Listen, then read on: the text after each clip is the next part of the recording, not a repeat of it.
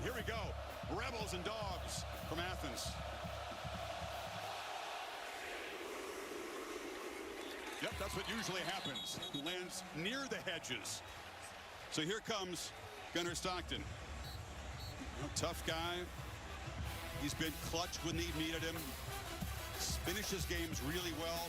Again, they want to get him going. They want him to lock in and just let it go a little bit early. Yeah, I think sometimes when you're a first-year starter, you don't want to make that critical error, and I think that's maybe something that he's tried to overcome. Like you said, just play free, play loose, trust your eyes, and get the ball out. See a rotation of very good running backs. Nate Frazier gets the start for the Dogs.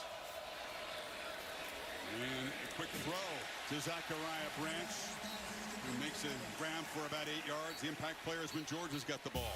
You look at a combination of backs. Let's start with Chauncey Bowens. He's going to have a chance to get they need to run the football. That's an area Ole Miss has struggled. You'll see Zachariah Branch. You already saw him once underneath. Eccles on the other side, 52. And then Daughtry does a good job, middle linebacker. Quick run gets the first down. Those impact players brought to you by the Home Depot. So the Georgia drive up and running, literally. You'll see this run game. They're going to hang their hat on it every week, but especially this week. Like I said, Ole Miss has had some problems in that area, especially early in the year, of getting gouged for big plays. They've got to do a good job of not giving up that big crease. And Georgia will continue to challenge them to try to find those opportunities in this run game. Chauncey Bowens. It's his turn to the backfield. He's got the football to Flea Flicker. Stockton launching downfield, looking for Colby Young. He's got it in stride.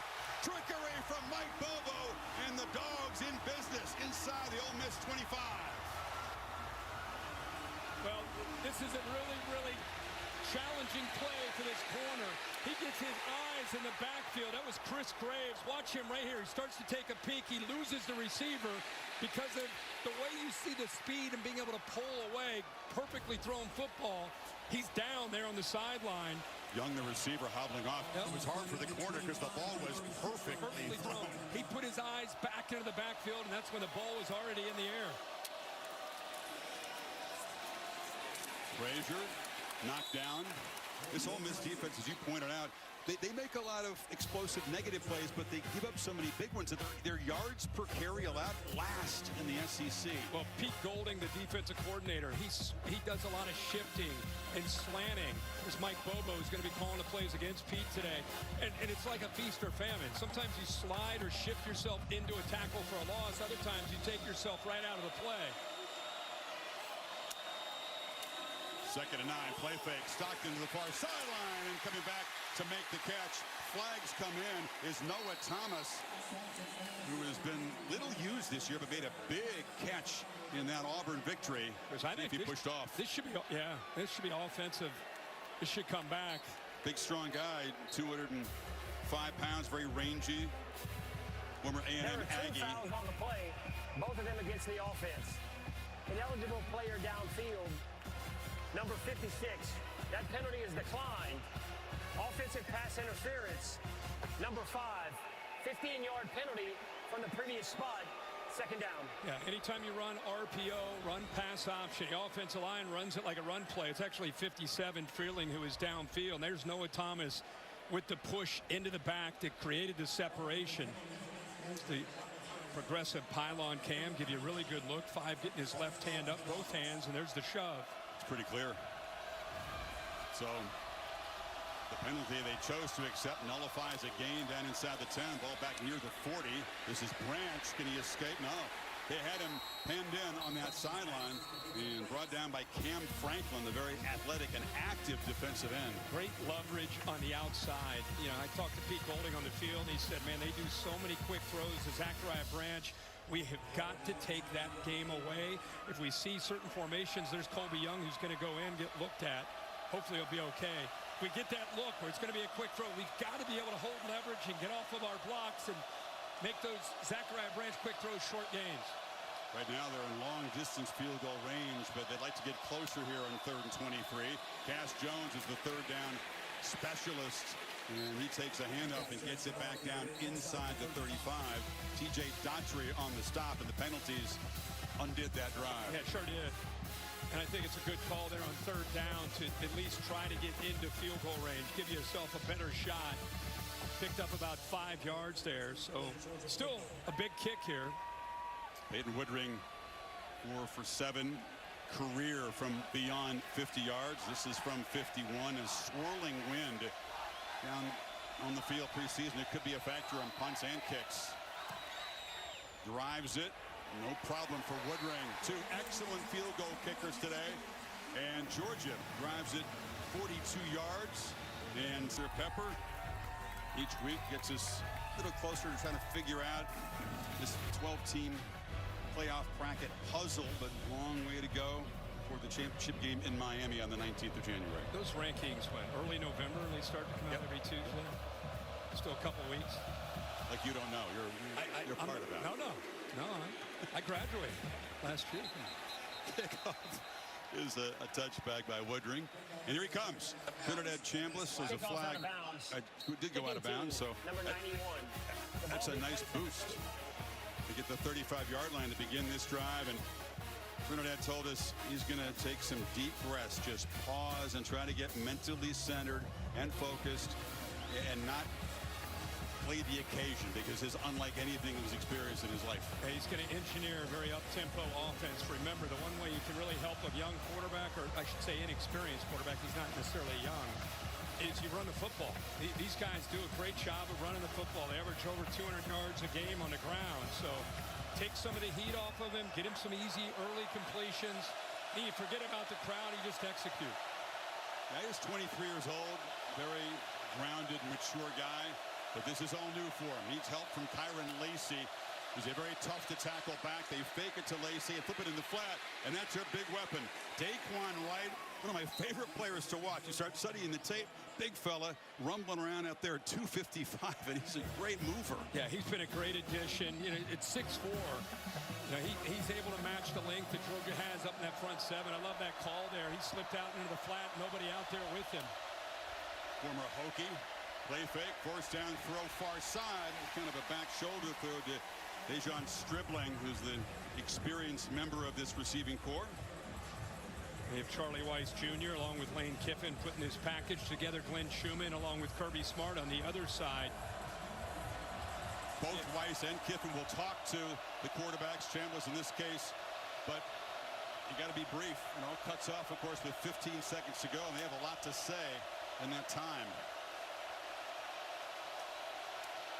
Looks over. He tried to catch Georgia napping. He'll do that. Look quickly. And checks it down to Lacey. You and Nick Saban had a conversation about that. Didn't change his foot position on that time. No, he didn't at all. And I think Georgia did a nice job with coverage downfield. You know, one of the things you have to worry about, you mix up the different looks. Here they go. So this is the thing in the SEC. Teams going fast after second down. Makes it tough for Kirby to get these subs in on third down. 3 receivers to the left. Dribbling set off to the right.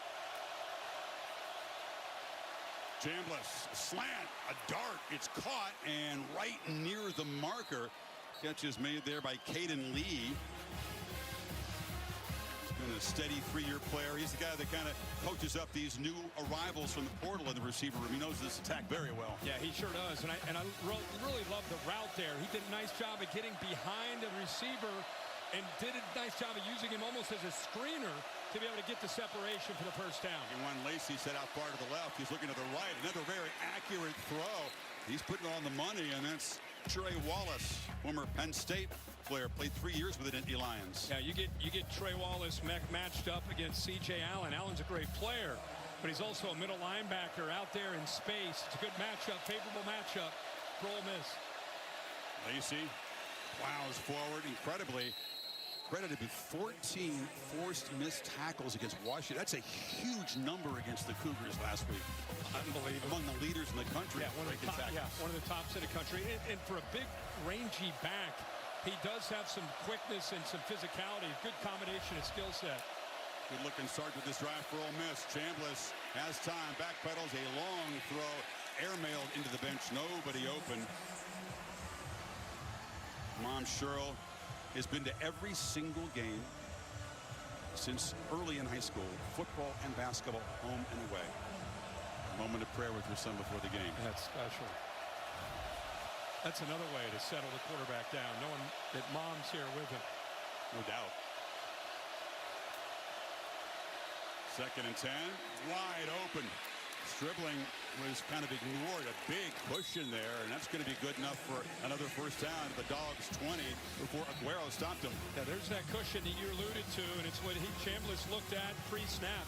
A lot of what Ole Miss does is pre-snap dictated. He's getting a feel which way he wants to go based on what you see. Surprised Georgia gave him that cushion, enough yards for the first down. Moving the ball right down the field. It's a keeper. Chambliss shows quickness and powers ahead for about 8. You'll see him run tactically today. They do it quite frequently. Yeah, they go with motion there, and you have to respect the motion, but that +1 quarterback run game is a real challenge and factor today for Georgia's defense to have to account for. Take it to Lacey, launch to the end zone, and trying to come back is Trey Wallace. The coverage was good by Ellis Robinson, the 4th, that gets the start today. You know, when you defend this, like I said, with +1, nice job there with Ellis Robinson getting his head turned around, expecting that fade in case it's on the money. But you got to hold up on islands against these wide receivers to get the numbers right, to have to account for their run game, especially with the quarterback run game involved. Timeout on the field. Rebels on the move here. Addy, we did this a couple times down the hallway. Is Uga 11 met Peter 1 yet? Peter just turned 2. No, but I mean, it's Peter. Yeah. It's Peter 1. Peter 1. Yeah. Here we go, 3rd and 3. Kristen Miller helped off anchor of that Georgia defensive front. Night in the game here. Chambliss out quickly, caught. Lacey, 1st and goal. Getting the ball out quickly and accurately in this first possession. And these linebackers are aggressive. C.J. Allen and Raylan Wilson, they're blitzing a lot. Problem is, he's getting the ball out into the flat to tight ends and running backs. 6 completions, and he's hit 5 different receivers. Spreading it around. Kirby going crazy. Lacey, able to run off the left side. I think Kirby was worried about the edge of the defense. He was pointing like crazy to the other side. He had Ellis Robinson in the corner on an island. But for about 5 or 10 seconds, he's jumping up and down. But the defense is able to hold that edge. You thought they were going to take a shot that direction? It could have been. That or he wanted another guy to come down and help out to the right side of that defense's edge. Miller back in the game. It was nothing. Logan Diggs, big 220-pounder transfer from Notre Dame and LSU in the backfield. Got to hurry, Chambliss. Play clock at 4. Just gets it off. Fumble! That was messed up. It was a little too kind of sluggish, the operation, and didn't leave much time. And near disaster in the goal line. Ja'Cory Thomas came around. And even before the read here, he's reading that. Even before that, they created doubt by bringing an attacker down. Then he wants to pull it, and there's the safety, Thomas. So Georgia had the back and the quarterback accounted for. Fumbles have been a problem for this offense. They can't afford them today. 3rd and goal. Diggs still in the backfield. He's never heard crowd noise like this against him. Chambliss is going to take off. Can he get to the pylon? He does, standing up, and Ole Miss right down the field. And this experience at Division II, but all new to this. Quarterback played well, and Chris Cole had a chance to grab him and couldn't. And Chris Cole came free in the blind side, and there's nobody able to pick him up. And this is what a mobile quarterback can do to any defense. It's your worst nightmare. He just stepped away from it, and then it was a foot race with he and Raylan Wilson to the corner, and he got it. So Chambliss begins the drive with these accurate short passes, 6 of 9, and finishes it with a touchdown run. His 4th of the year, 2nd leading rusher on this team, showing the skill set and showing the composure. Yeah, and Chris, a big thing with Georgia has been rushing the quarterback. You got to get after him. Here's the AT&T connected clicker. And here's Chris Cole with a chance to do that, right? He's coming off that edge. Nobody picks him up. How about Chambliss finding this and feeling this at the last moment, and then it's a foot race. That's a middle linebacker, Raylan Wilson, right here, who's spying the quarterback, but he gets outrun. Chambliss knew exactly where he wanted to go. Impressively stepped up away from Cole. Then he knew it was him against number 5. Who's going to get to that corner? Uses the speed and the awareness to put Ole Miss up here early. Can they get near him? You know, he's a rare quarterback. Actually handles pressure really well. His quarterback rating is better when he's pressured than not pressured. That's absolutely unheard of. It's unheard of, but I think it allows his instincts to take over. And how about that drive? 14 plays, like you mentioned, 65 yards with a young quarterback, inexperienced quarterback. He accounted for 60 of the 65 yards by himself. That's dealing with that crowd. We all wondered, how would he play in the road in this environment? We just found out the answer right there on the opening drive. Kind of a crazy trend, too, Kirk. In the SEC, it's 4 of 5 opponents now who have scored touchdowns on their opening possession, including Alabama and Tennessee, who will collide, of course, following us. Get a lean on that one down there in Tuscaloosa, where they've been very tough to beat. I think Bama's a team that seems to be trending up, playing at home. Ty Simpson playing great. I would lean Bama there. Sean, Greg, and Molly will have that for you in prime time here on ABC. So Georgia, 3 points in their opening possession. Penalty undid the drive. Now find themselves for possession 2, down 4 points. Stockton, plenty of time, now fires it short. Dylan Bell was there, but so was a defender. Holly? Well, guys, Colby Young, who's the second leading receiver for the Georgia Bulldogs, is out right now with an ankle injury. He is one of their top targets. In fact, Mike Bobo telling us he was trying to target him 10 times a game right now, along with Zachariah Branch. So I'll keep you posted if he's able to return, but that is a big blow for Georgia's offense right now. Yeah, Holly, sure. He's also a very important part of the run game, very physical blocker on the edge for Georgia. 2nd and 10. Frazier, stutter steps, tries to plow straight ahead and run into that rebel front. But they feel like they can have their way at the line of scrimmage against this defensive group, which is quick but not terribly big. No, but like we talked about, they're not big, but they make up for it with quickness and speed. Now Georgia going fast. Like I said, this is a trend all over the SEC, all over the college football. At the end of that 2nd down play, teams are going fast to prevent that nickel or dime package from getting on the field. Yeah, exactly. It's false tempo because they're not going to want to play quickly, but they stop the Rebels from getting that 3rd down package in. And let's see what they can do on 3rd and 4. Play clock winding down now. And Stockton looking to throw, now takes off, makes a man miss, and dives for a 1st down. Well, you know, defenses, sometimes you have busts. And I think right here and right here, they're not quite on the same page because Oscar Delp, look at this, gone. Nobody in the back end. Now, Gunnar Stockton, to his defense, he's running for his life. But if he would have had time, look at that, complete bust on the back end and a touchdown. If You'd be more open than that. That's it. And you only get a couple of those a game. You know, defense has a meltdown and you miss it. Couldn't come back to haunt you. It's a 3rd down play, so right, so you want to keep the 6 moving. They go right back to Delp down the middle. This time not quite as open. He took a shot as it was a little too tall for him, that pass. Yeah, Ole Miss is locked in on the run game. No matter what the down and distance, their eyes are in the backfield. So you're going to get some seams, and it's going to really test the safety and the eye discipline of Ole Miss on the back end. The strength of the Ole Miss defense is the front. Include the linebackers. They've had some issues at corner with some injuries. They're hoping that Chris Graves can hold up. That's 32 on one side. They feel pretty good about Antonio Kite 8 on the other. Fake like was going to be a reverse and hand it off to Bowens off the right side. Shows his power. That's a heck of a nice run to set up a 3rd and short here. Picked up 9. Yeah, that opened up nicely. This offensive line, it's been a challenge for them. Quick. And they go very quickly on 3rd down, and Stockton easily sneaks it for a 1st down. Just going to say, this offensive line, 6 games, 6 different combinations up front. They've had a ton of injuries. You're playing some true freshmen in Glover and Gaston. A lot of guys have had to play different spots. Ernest Green's been hobbled. Monroe Freeling, a starter on the other side's been hobbled. Even Micah Morris out there playing with some pain. So they have really been challenged up front. Newsflash, though, is that Ernest Green, who's had a lingering injury, very talented right tackle. They're not sure if he can have the stamina today to go the distance, but he's out there starting. Branch still running.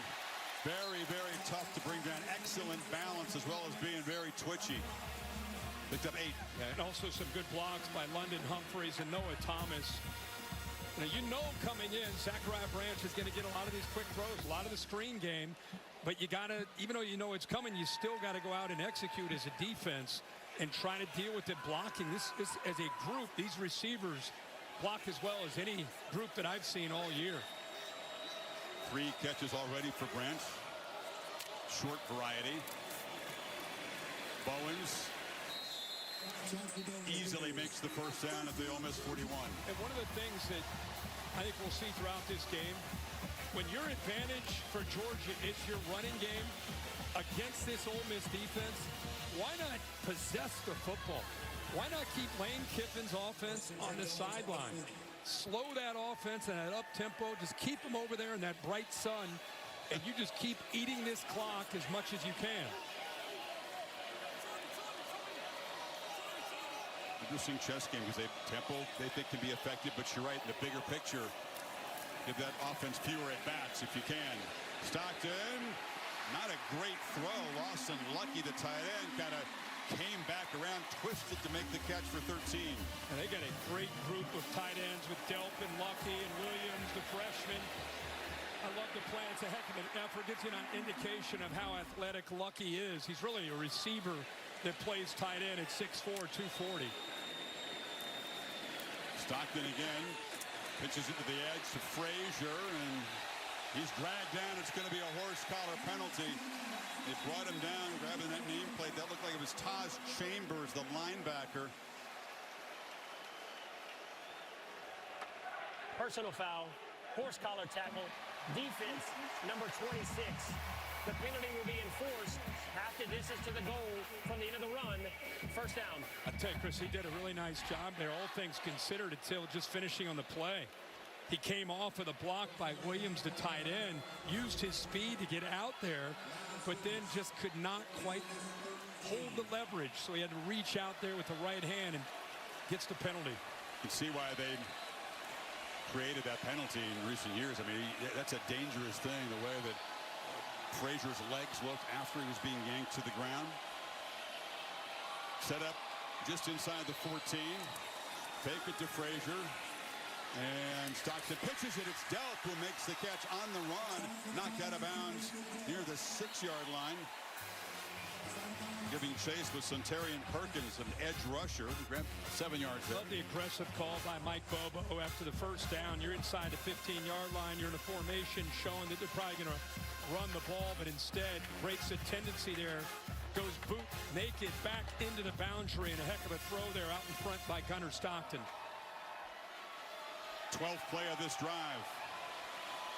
Jones in the backfield. Takes the pitch, looking to throw it. And he's just going to be swallowed up. He hesitated, made you think he wanted to truck it into the end zone. And Xavier Davis said, yeah, you run out of time. Loses 5. Yeah, a great job here just being disciplined.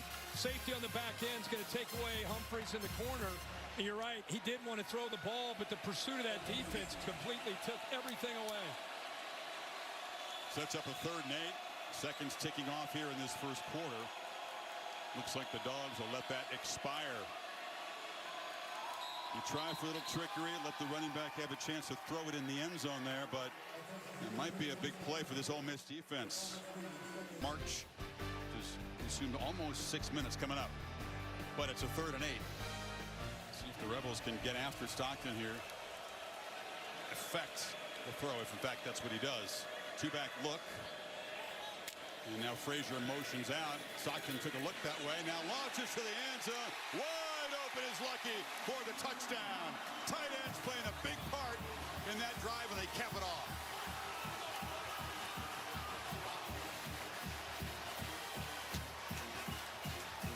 Well, we talked about missing an opportunity to Oscar Delp on a busted coverage on the back end. And we got another busted coverage here with Zachariah Branch going in motion. It put 3 receivers out to the left for Georgia, and a miscommunication after that motion with the safety and the defender, the corner in the flat. First touchdown of the season for the junior from Norcross, Georgia. 3 catches by tight ends on that drive. Delp had the one getting close, and then a couple for Lowkey. And Peyton Woodring drives it right through. So collectively, 3 possessions, 3 scores. Georgia scores. Rebels back to work. Stockton 8 for 10. And that touchdown to Lowkey.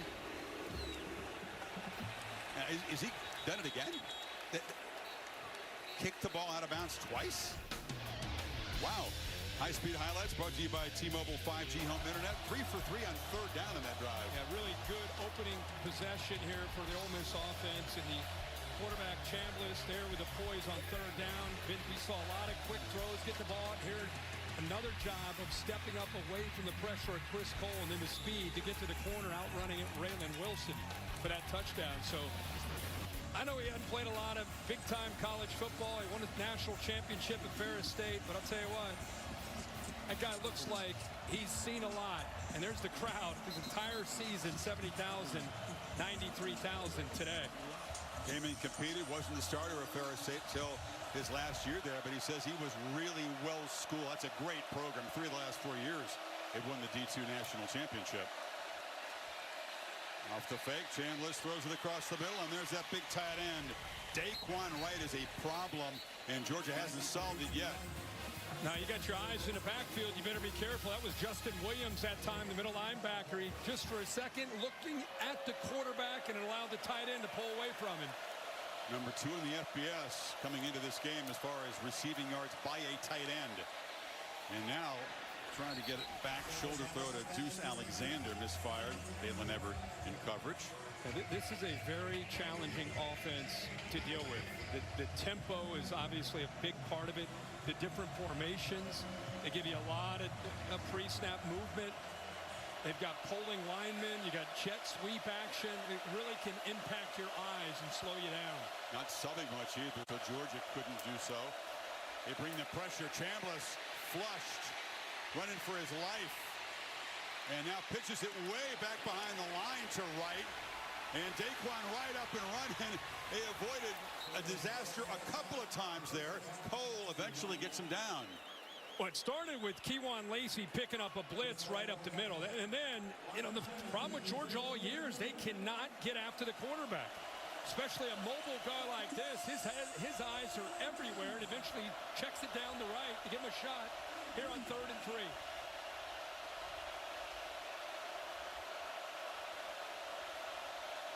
Lane's got that whistle going over there. Still trying to gesture to Chambliss. It's a timeout. Yeah. The whistle, he says, is pretty loud. It can penetrate most crowds. It's a challenge today, but Kiffin spends one here on this 3rd down play. Talked about this with Chambliss. Very rare.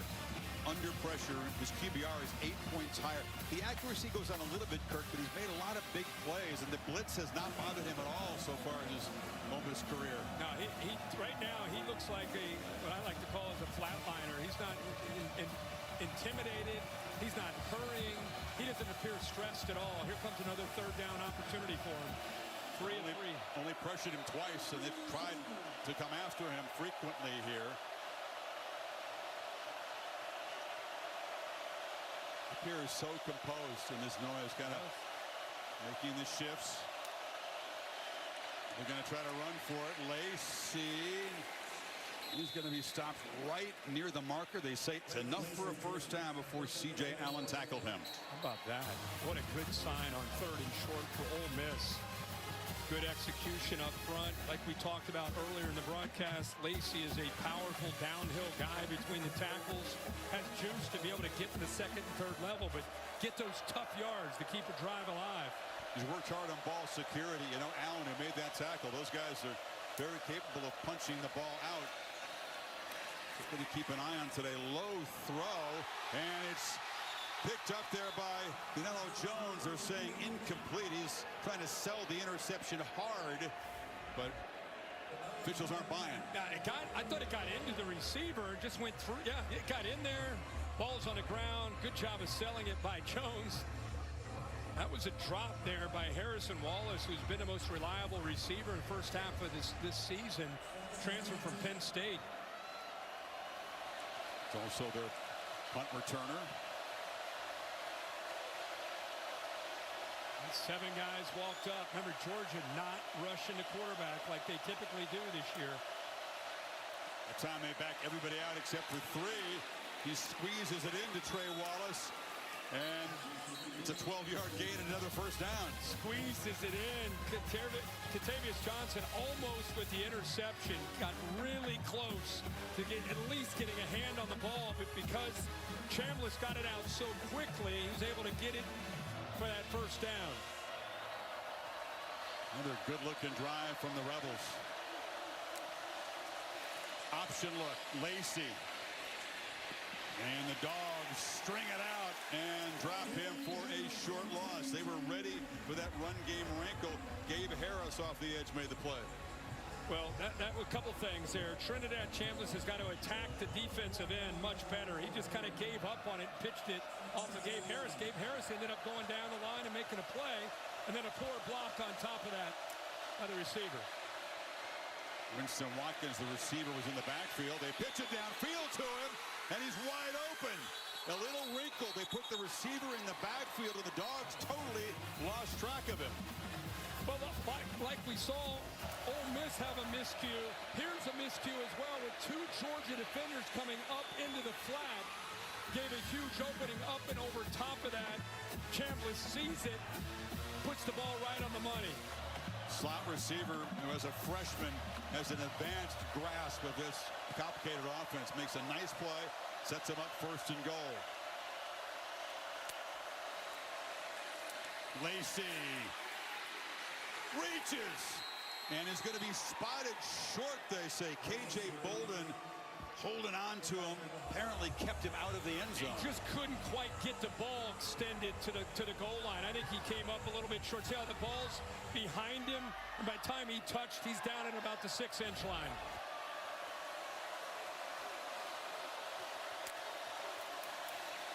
Lacey, easy. Bulldogs give up a second touchdown to Ole Miss. 2 possessions, 2 scores. They go back on top. Boy, in the trenches, these short yardage opportunities they've had. Towns in the left guard, 51, and Sanders, the center, 62. Both right in the middle. Watch the blocks that they have. 51 will kind of kick out to his left. 62 comes into the inside, and they create a nice, easy crease there to get that short yard for the touchdown.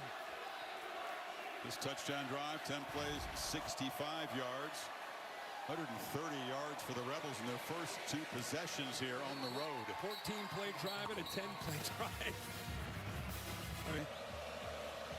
Ponder that for a second. Kewan Lacey with the touchdown run. Interesting. He almost went to Ole Miss, decided late on Mizzou. Lane Kiffin said, I'll see you next year. He was right. He just kind of never got going in Columbia. Really wasn't a big part of the running game. Now he's really the only running back who carries the ball for Ole Miss. And he came back to a school that really needed it. Last year they had a committee. They had a bunch of backs. They ended up losing 7 of the top 8 backs that they had last year. Think about it. In fact, if you go back, they lost 7 of the top 9 pass catchers for their offense. The entire new offensive line, new quarterback, lose Jackson Dart, and this is the offense that they have this year. You add in today's carries, 138. Nobody else on this team has more than 18 carries as a running back. Stockton, meanwhile, has plenty of time on first down and makes a low throw. London Humphreys, reliable, clutch target, sliding catch for 11. Ole Miss crowding the line, linebackers blitzing, safeties downhill, man-to-man on the back end, and it took Gunnar Stockton there to improvise and find his receiver late. Ole Miss got to do a better job of keeping him in the pocket, not letting him get out and create. Frazier testing the right side.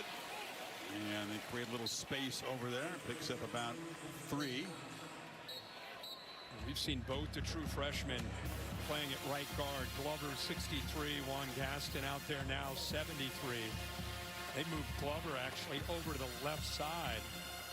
of this drive in for Micah Morris. So even within the game, you're seeing some mix and match. But at this point, two true freshmen in at both guard spots. Dwight Phillips, the speedster in the backfield. Stockton is thinking downfield. Fires over the head of Noah Thomas and the DBs. TJ Banks was the closest one who were covering him. Well, got the ref there. Let's watch the safety behind him, 7. See how he turns his body? Stockton thought he had the post, but then by the time he came back to it, Banks had worked himself back to the middle of the field, so he read the body language where he turned, thought he had the big play, and it almost cost him. 3rd and 7. Dogs 3 for 4 so far. Didn't have a 3rd down conversion against Auburn until the 4th quarter. They're going to try to run for it and get it. Bowen just barrels into Ole Miss territory. Big chunk play to convert 3rd and 7. Got 17. Yeah, what a call here. And what a job by this offensive line. There's 73, the freshman. Bobo climbing up to that linebacker who was coming from the left all the way over to the right. They just didn't have anybody. They were thin on that side, and good job by Georgia recognizing that and getting the right call there on 3rd and long. Don't be thin on one side when Bowens is coming at you. He is a hard dude to bring down. He's got it again. This time they clog it up, and they're going to stop him for a loss there. Cam Franklin off the edge. Rebels claiming they took the football away, but the whistle had blown. Zachariah Branch, such a big factor in this game today. Every game for Georgia. It's really an extension of their run game when they go to those quick screens and get him the ball as fast as they can. Just trying to get the ball out in space. One of his great attributes is he's got great stamina. He can stay out there, doesn't need to be subbed out much, brings great energy all the time.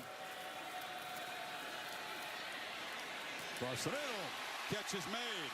Dylan Bell, who's been waiting to make impact plays this season, beginning to now inside the 25. Here's what he's trying to really try to figure out. Where's this safety? How much depth does he have? Can I get this in front of him? Good job by Bell working back to the football. Allowed him to be able to make that throw. That was into a tight window. But Bell's experience of coming back to the football gives him that completion. Stockton continues to be sharp, 10 of 13. Now Bell on the end around. They use him in a variety of ways. Maybe not as a passer.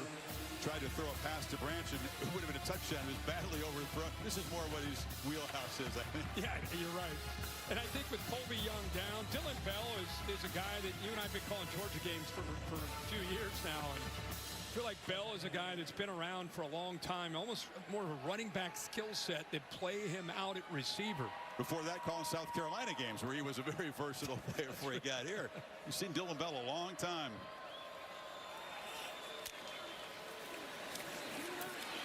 Keeper, Stockton, headed for the end zone. Touchdown, Dogs. They answer right back.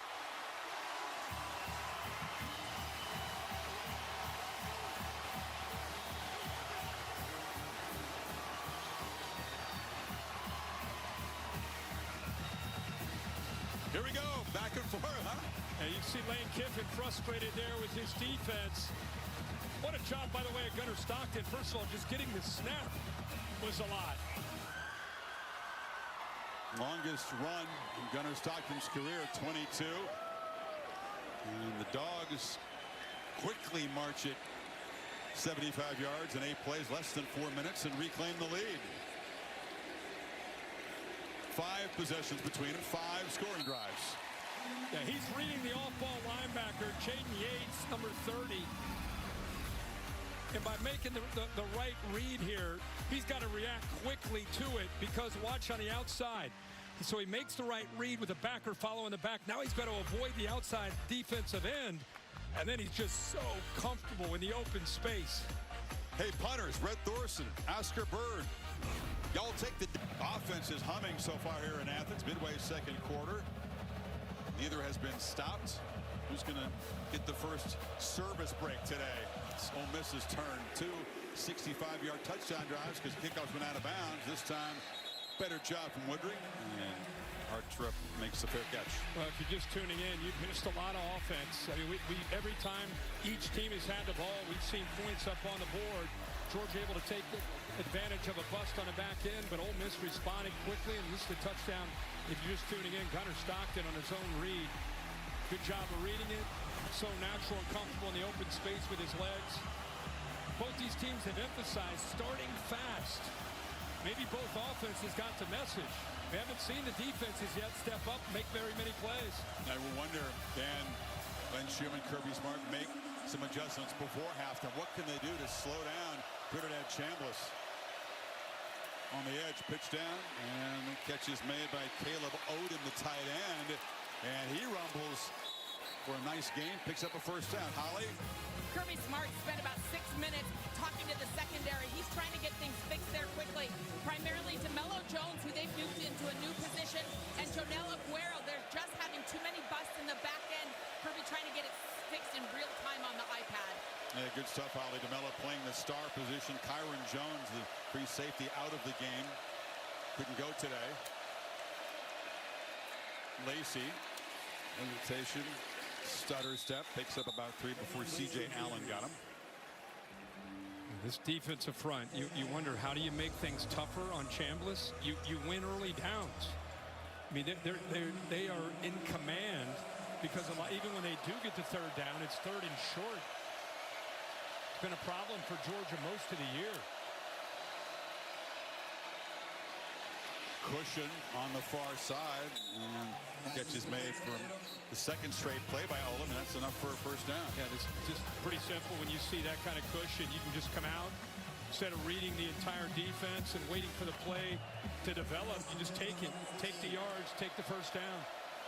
Empty backfield now. Chambliss directing traffic, and now Lacey goes in motion. And Chambliss pitches far side, tried once again to find Odom, this time off his hands. He kind of gave up on the route.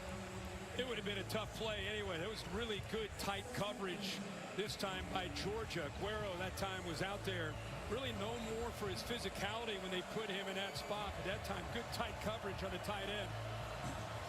Odom kind of a hybrid tight end. He's only 235, but an excellent catch radius. One after the catch. Georgia did win on first down this time. Reverse on the run is Deuce Alexander. Couldn't quite get ahead of Steve Aguero there to trip him up. Another third down coming up. So here we go. This is where you get a lot of fast tempo. The coordinators are working on the sideline. There's Glenn Schumann at the bottom, Lane Kiffin at the top, doing the whistle. He wants to slow it down. Now he wants to see what Georgia's in. Glenn Schumann's waiting to kind of find out what Ole Miss is going to end up in formationally so he can get his call in. Kiffin's offense 4 for 4 on third so far. Lacey goes in motion. Chambliss takes off. Can he escape? He does. He reaches the ball near where the pylon is. As he crosses out of bounds, it's enough for a first down on the scramble. Boy, is he looking as comfortable as he can look. With spinning the football. Good job of showing his strength there to be able to pull out of that potential tackle. And that's what freed him up to get to the corner for the first. I am low-key blown away by how he's playing in this environment. His first FBS road start is in Sanford Stadium, and he has been nearly flawless so far. That's Stribling in his 47th start. College football bounced around Wazoo, Oak State. He's been a good receiver wherever he's gone. And it right now makes it a little bit easier when you get that soft coverage. Georgia now look at the corners, taking away those easy throws. Now they try to bring pressure, but it's picked up. Launched to the corner, and a flag comes out. He doesn't know it yet, but Ellis Robinson may be penalized here as he tried to defend Alexander. Pass interference. Defense, number 1. 15-yard penalty from the previous spot. Had Georgia 3 times. We had him in Knoxville. We had him here against Alabama. And now today, he never gets his head turned. The biggest problem with Ellis Robinson They're booing, but No. He's not doing a good job of being in phase. When you're in phase, it means you're stride for stride with the receiver, and it allows you when the ball's in the air to read his eyes and to be able to get your head turned and find the football. He's a step or two behind, playing catch-up, never is able to find the football, and he runs into the receiver. We've seen it all year. end around Alexander. And a couple blockers out there kind of stumbled as he tried to cut it upfield. Picks up about 4. Yeah, Kirby's working overtime here. You're just not used to seeing Georgia's defense, not just today. They've been a different defense to their credit in the second half of most games, but we're kind of getting more used to it this year, though, right? This is what Alabama did, Tennessee. Who they are until they change it. Alexander again cuts it back and picks up just a couple. It's going to be another third down play here. Yeah, so they're 5 for 5. Here's what they've averaged: 4.8 yards on those 5 third downs. And now here they are, 3rd and 4. So if I'm defending them, you got to make sure you spy or leverage the quarterback scramble. Whether it's the design run or quarterback legs are a big factor right here. No tempo here. They slowed it down, substituted. Gives Georgia a chance to get their fresh people on. Trey Wallace in the backfield takes the pitch, looking to throw it, lobs it into the back of the end zone, just dribbling. A flag is down along the end line. He thinks he caught it and stayed in. It's defensive holding is what Kiffin is signaling. Wallace showed pass right away. Pass interference. Defense, number 1. By rule, a foul occurred in the end zone. The ball be placed at the 2-yard line. First down. He strung this out. Harrison Wallace took this as far as he could. See if he's got possession of the football. Never had possession. But they get the holding call, so it's a first down. Austin Simmons, the backup quarterback, backup for now, is in the slot to the right. Motions around, they fake it to him. It's pure trickery, and Chambliss barrels forward and stops short of the goal line, giving Kirby something else to think about now. Yeah, I mean, you don't see that very often. Here we are worrying about, was it a PI? Did he get his foot down? And meanwhile, you bring in Austin Simmons in, put him out of the slot. Not what you had in mind when you said he was going to play football today. Now he's a quarterback. This is really interesting. Bring him in cold from the half-yard line. Chambliss goes in motion this time, and he just barrels in. Lacey on the direct snap, so a lot going on, and Ole Miss finishes another touchdown drive to go back on top. 14-play drive, 10-play drive, 11-play drive for Ole Miss to open this game up. And the biggest thing that would concern me if I were Georgia is what's going on at the line of scrimmage. Now, you would think Georgia against Ole Miss, you would think that the way they recruit and develop defensive linemen, that they're going to win that battle. And if they're going to win this game, they've got to win the battle at the line of scrimmage. Ole Miss winning that battle for now and executing brilliantly. Still haven't failed on third down. Still have not been stopped from getting to the end zone. Now here's the AT&T connected clicker. Yeah, they're down right inside the 1-yard line, but I think it's just a surge. And look at the push. That left side, 61, 51, the center, 62. Good job of just pushing, balling people back. Easy touchdown. So Austin Simmons, who's been battling an ankle injury, and that's been Chambliss's taken off like a rocket ship, comes in for a couple plays. They put him in the slot, fake it to him, then line him up behind the guard, trying to fool Georgia, I guess, and the direct snap to Lacey. So it's never dull when Lane Kiffin's calling plays. That's remarkable to come on the road and go 14, 10, and 11 with 3 touchdowns. But you're right, though, Georgia fans stunned, but getting more used to seeing this, because Alabama came in here with Ty Simpson flawless in the first half on third down, and they did something similar. Yep.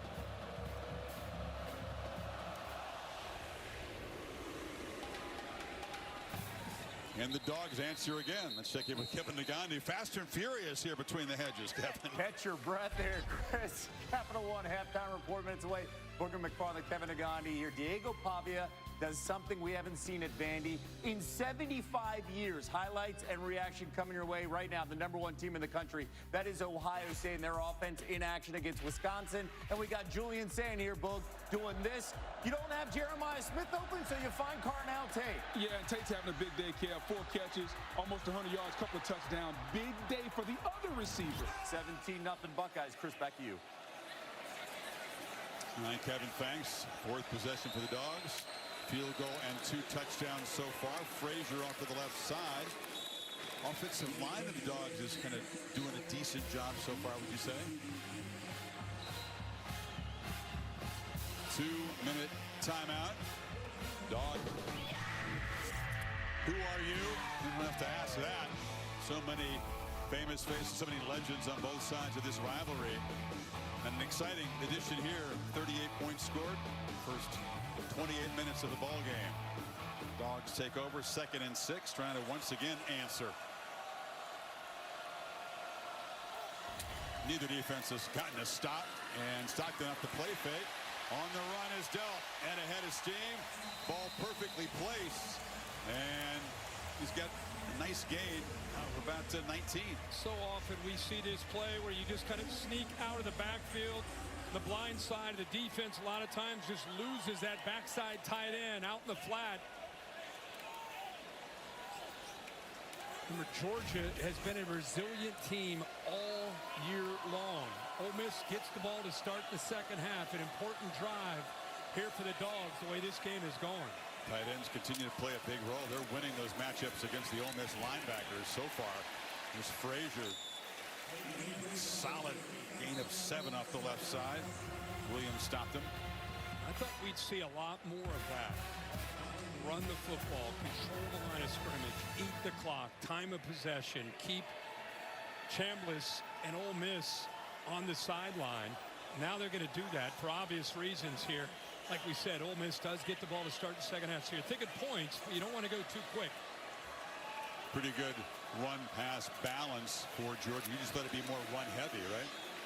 Stockton on the pump fake and has to just throw it away. That time Delp was well covered. They put a faster guy on him. They put the nickel Williams on the tight end that time. Yeah, and you know, we talk about how this tight end often can appear and then just kind of sneak out. Well, this time the safety right away just kind of sees that and comes downhill, anticipating that potential threat out into the flat. Your point's a great one, Kirk. Listen, 3rd and 3 here. You don't convert it. Rebels get the ball here with a chance to add, and of course we'll get it to begin the second half, as you said. Stockton was looking downfield on 3rd and 3, and now pitches it short for a first down.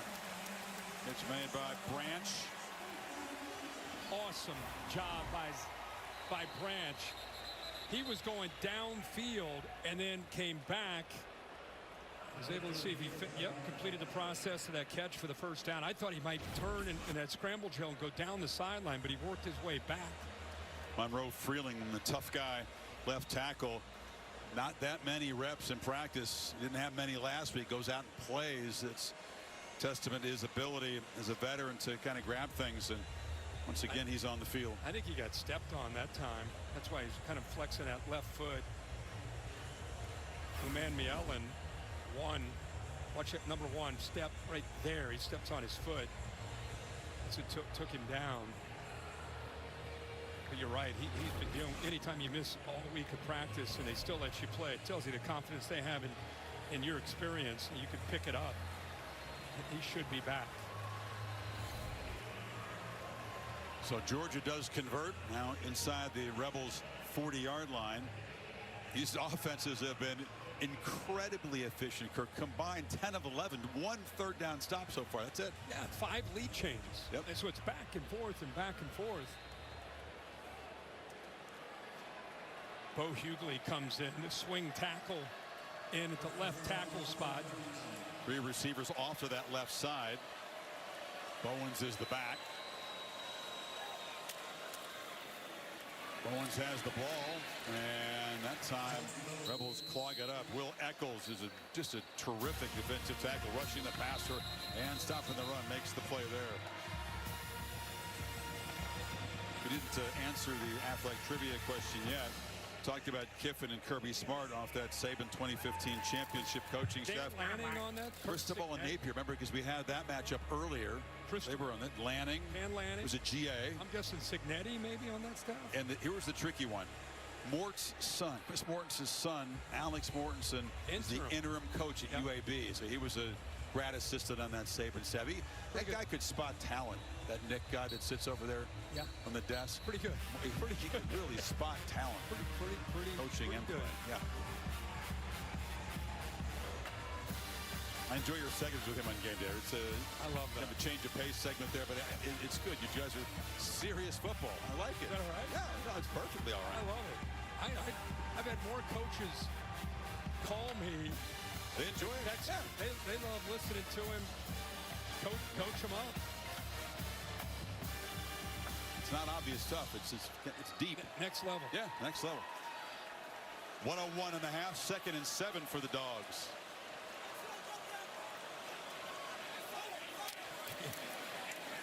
Frazier finds a crease, a little hesitation. They're waiting for it to open. He's going to be knocked down a few yards short of the marker. Clock running at 50 seconds. Still got the 2 timeouts. They're very confident that they're going to get into field goal range, but we might pick up the pace here a little bit now. This is not an offense that's made a lot of big plays vertically in their pass game. Across the middle.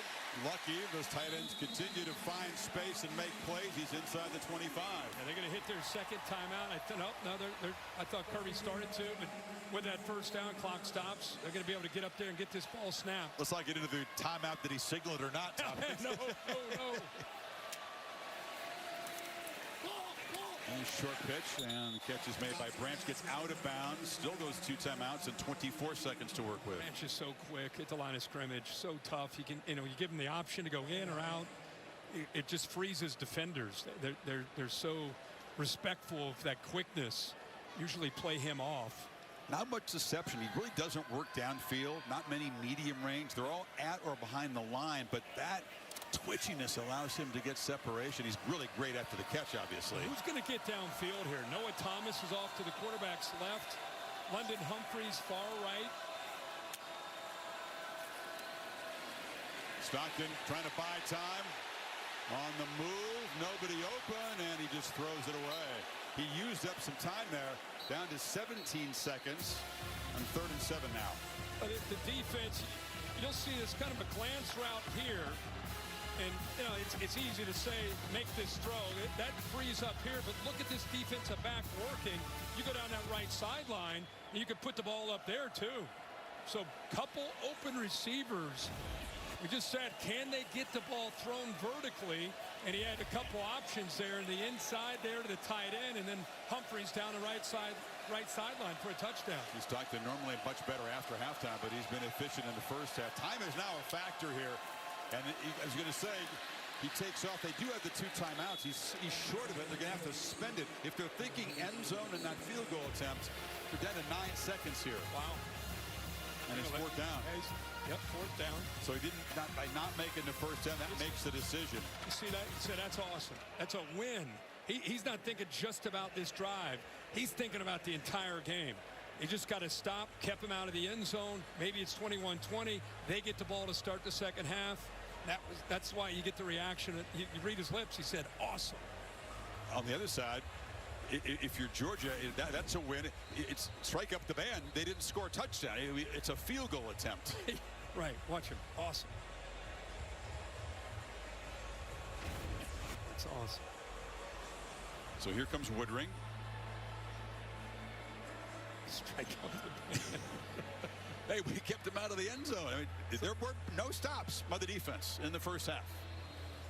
Georgia settling for what they hope will be their 2nd field goal of the half. Bombed it from 51 earlier. This is just from 35 yards. Timeout Ole Miss. Any field goal attempt or kick attempt by an opponent, you got to keep an eye on big number 51 for the Rebels. Great defensive lineman, Xavier Harris, but he's a kick blocker extraordinaire. I mean, he's not 6'7". He's every bit as 6'8", and he gets the arms up, and he's long, and he's blocked 1 this year, but he's blocked 6 in his career. That was early on. That was against Georgia State. But the dude is a problem blocking kicks. For a big guy, he does a nice job of being able to penetrate to give him a chance of getting that hand up to knock it away. It's not just he's standing there at 6'8". He's working upfield there. Yeah, by the way, it's second in SEC history. One more, and he would share of the conference record for most career blocks. Set him up. Let's see what the big fella can do here. Woodring is known for getting the kicks up pretty quickly. Doesn't typically have problems getting blocked. And that one is up and good. So as time expires in a really entertaining and offensive dominated first half, Kirby Smart, you can see him take the headset off. They got some problems to solve at this halftime because Trinidad Chambliss up and down the field. Stockton's been matching it. Rebels will get the ball after halftime, but 21-20 in this top 10 showdown between the hedges in the SEC. Let's go to Holly. Well, Coach, where do you start to solve some of your defensive challenges right now? Number one, you got to tackle better. So we've had about 3 plays that we got it behind the sticks, that if we tackle them, it's going to bring up 3rd long and give us a chance to get out the field. The other thing is the PIs. We're donating 15 yards every time we get a pass interference, but they've done a good job. Both offenses have. Your quarterback continues to extend drives and be so tough in there for you and keep their offense off the field. What do you see from Gunner? He's done a great job managing the game, making some throws. The play he made on his feet to break 2 tackles, incredible play. They were in the perfect call for that. They brought somebody for the dive and the quarterback, and he made a miss. Thanks, Coach. Thanks. Stockton Fort, we're just setting for a couple of field goals. No punts, 7 possessions. Kristen Kirk back with you. So, second half, we know what happens typically. Kirby Smart makes those adjustments. The defense much better after the break. Is that pattern going to hold, or is Ole Miss going to go up and down the field again? I mean, you assume that they're going to play better and at least force the punter from Ole Miss to come out. But this first half, it has just been all Trinidad Chambliss with the flow of this offense. You see the quick throws, pre-snap motion, making the Georgia defense really testing their eye discipline, getting them out of position, the accuracy when it's had to make throws. And, of course, this is the most difficult thing to defend, the ability to improvise and create, whether he takes off and runs or buys time to make throws. I'm fired up to see because there is a pattern. Georgia's starting slow, and second half, like last week again against Auburn, it's a different team. Can they make those adjustments again? Yeah, 40 yards is all the Tigers got after halftime. I understand this Ole Miss offense is better than that, but there's a strong history and pattern.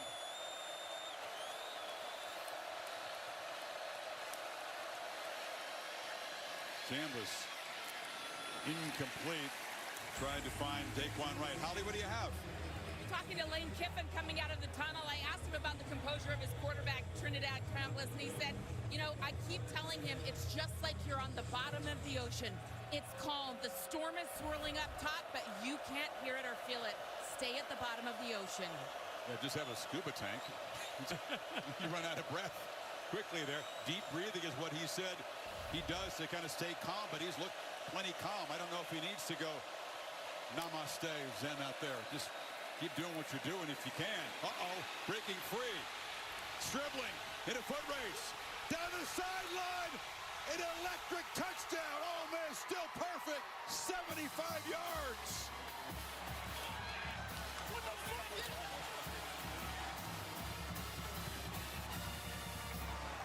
They've been methodical the first 3 drives, Kirk. This time, boom, 2 plays. And Lane Kiffin, who's fired up, he saw something from the sideline. He's known for his ability to communicate. I just happened to be watching him during the play live. He was jumping up and down, trying to get the attention of Trinidad Chambliss, and then finally he got it. He had his hand up on top of his head, then he starts to jump up and down, making the check. Chambliss saw him. He's done that his whole career as a play caller, hasn't he? And I think what he felt was pretty obvious. Was 7 guys walked up. Here he is right here trying to get Chambliss's attention. He wants what he wants. He sees man coverage right here. Soft corner. makes the check, get the tight end down. You look at all those red jerseys, they're up close, ready to blitz. Get the ball out fast, now make one guy miss. Make a miss, and now it's a foot race. And there's Lane right there. Oh, what? You got to show Lane. He's involved in a foot race. There he is. Come on, Lane. Let's go. Get it up there. The guy with the football's had some pretty good speed, too, for Ole Miss, but nobody faster than Stribling. Well-traveled guy, 1,000-yard receiver at Wazoo and Oklahoma State, and he just pivoted and was gone. And you know what I think he loves about this team that feels different? In the past, he's always, throughout his career at Alabama, going all the way back to SC, he's had one or two guys that they always got the ball to. Stribling makes a great play, but you got Wallace, you got Lee, you got Alexander, you got Watkins, you got Wright. It's a totally different offense because they're not forcing the ball to a couple guys. They're just full field, read, make the ball go to the right guy at the right time. It's so balanced. Off to the left here. There he is, jumping up and down. He saw exactly what he wanted, and the main thing is he sees this. Man coverage, big cushion. He has confidence that the blitz is coming. Get it out. Now let's just make one guy miss. Yeah, Dalen Everett's going to have a tough day at the Filmer. That way he was kind of stuck in quicksand. Cover zero. Nobody in the back to help out. A good call there. Works out. Good way to start the second half. 4 for 4. All the Rebels touchdowns. Bowens. Georgia, though, on their end, has been able to answer. Biggest deficit now of 8. Picked up 12 yards there. Yeah, Pete Golding, the other side of the ball, Ole Miss's defense, he's trying to come up with his own answers. It's not like Georgia didn't have a good first half themselves offensively. Really, it's going to come down. There's Pete right there. It's really going to come down to which defense can come up, not just with a stop. Can somebody come up with a turnover? Something's got to give on one of these defenses, I think, at some point. Are you sure? Bowens, another chunk of yards there. Picks up 6 on first down. I'll keep going back to what I said in the opening drive. Georgia's best defense today. There's Glenn Schumann, a defense coordinator from Georgia. Their best defense today is going to be their own offense. Trying to possess the ball. Possess the ball, but you better get points the way things are going. Bowens makes a nice move there quickly, kind of reverse field. Ducked up inside Perkins. Yates got him down, but he moved to 6 again. Keep in mind, Colby Young went down. It's not returned. That's their one really good vertical threat downfield. You still have London Humphreys, 16 out there, but because you don't have that vertical threat with a 6'4" Colby Young, it's a little bit more, even more dink and dunk and have to drive the ball for Georgia.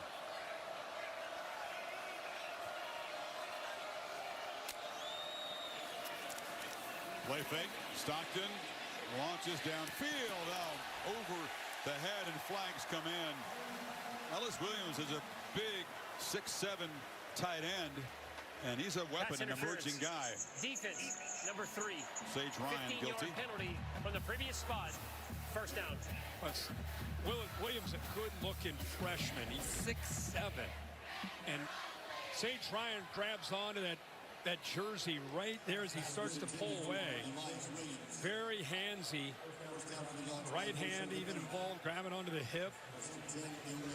It's a tough matchup for Ryan at 6 feet tall with 6'7" tight end.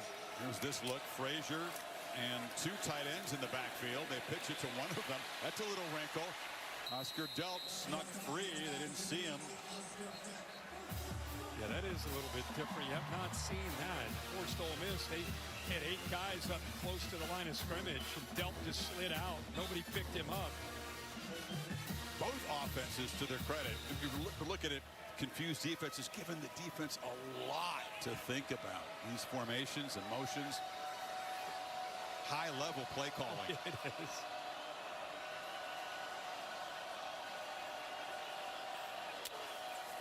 Rebels bring pressure.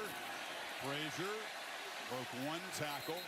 And another, that's a win on first down. He picks up 5 more.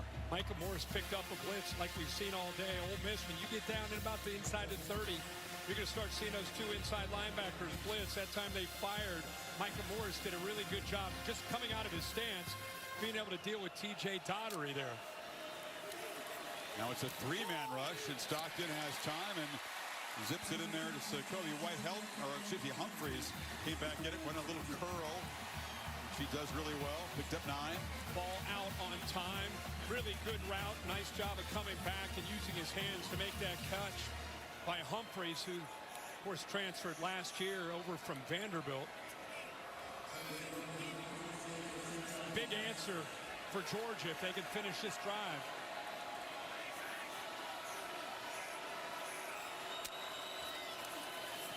Bowens gets downhill. They are really mauling the Rebels up front now with the run game. They get 5-6 yards every first down carry.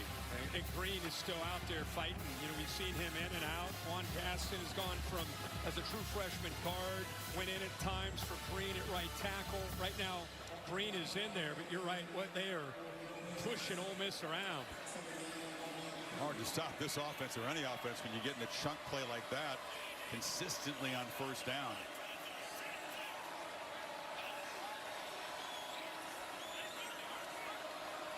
Stockton resetting the protection. Turns and hands it to Bowen to the left. Makes a cut.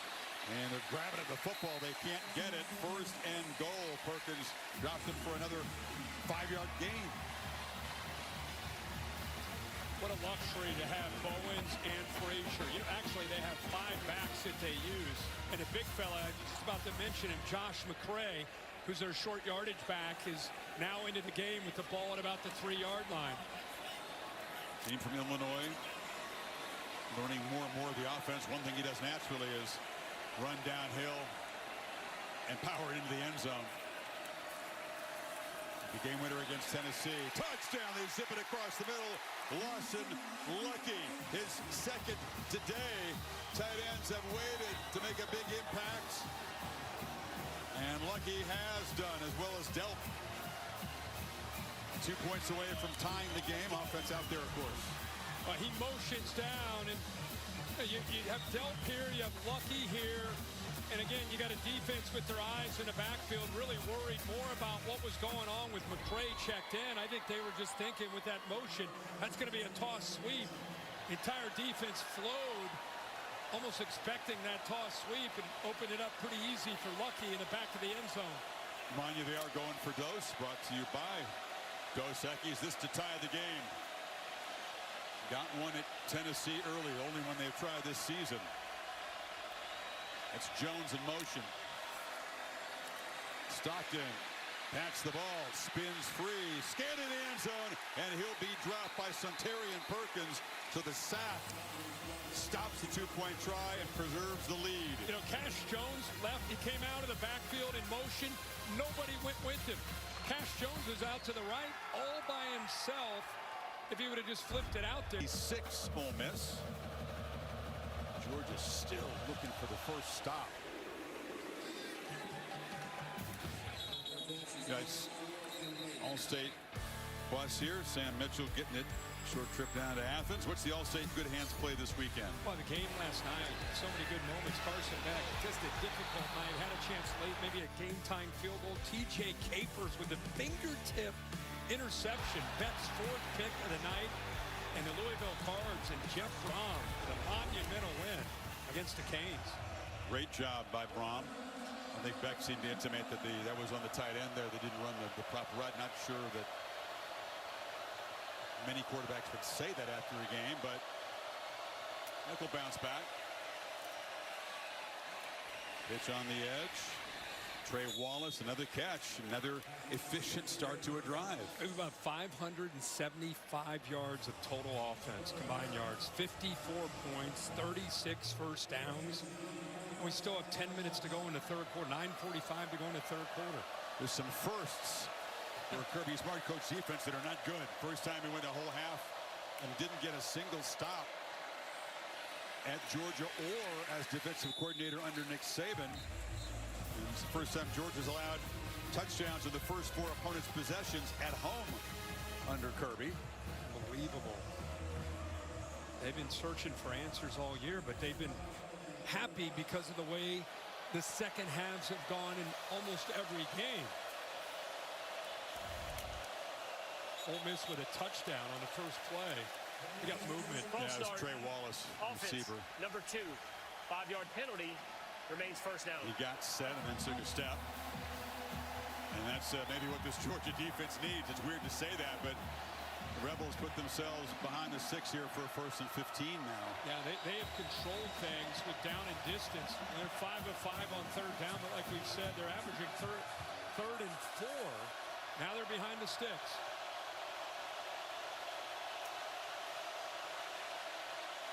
Wallace spins it, and not looking back quickly was Deuce Alexander.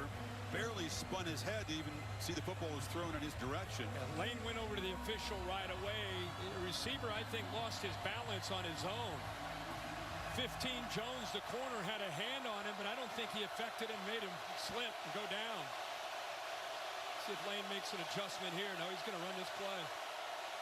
Need 15 to stay perfect on 3rd now down he is. today. Now he is.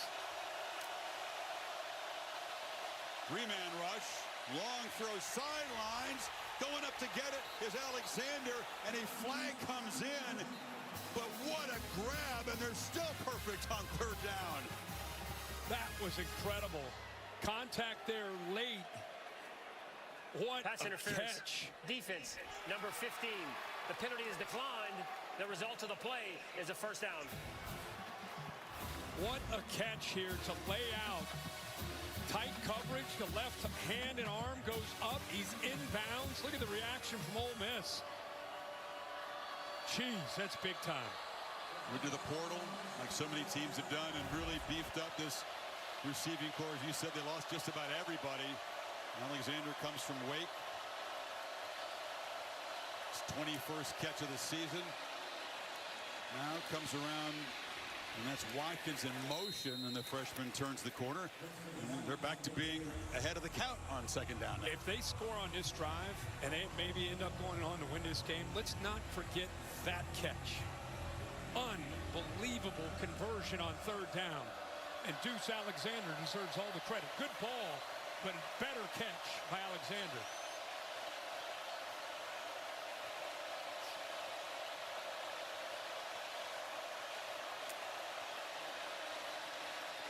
Keeper gets a block on the edge. Right, the big tight end cleared out his man.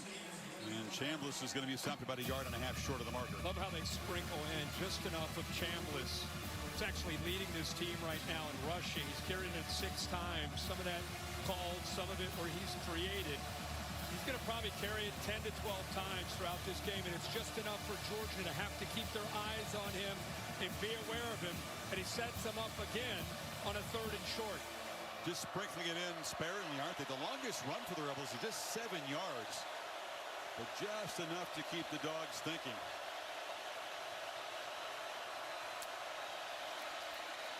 Lacey, now heavy traffic on 3rd and 2. He didn't get there. Stopped 1 yard short right at the 30. 4th down for Kiffin. Doesn't go for it nearly as often this year as he has in the past. 5 of 6 they've converted, though. Hey, it's a big deal. They got to stop on 3rd down to set up this 4th and short. Ole Miss is already ready to go, but you got to wait with the substitution. Give Georgia a chance to get set, and they're ready to go.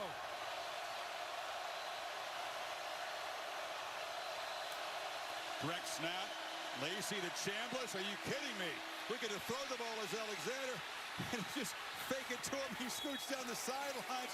Trickery on 4th and 1.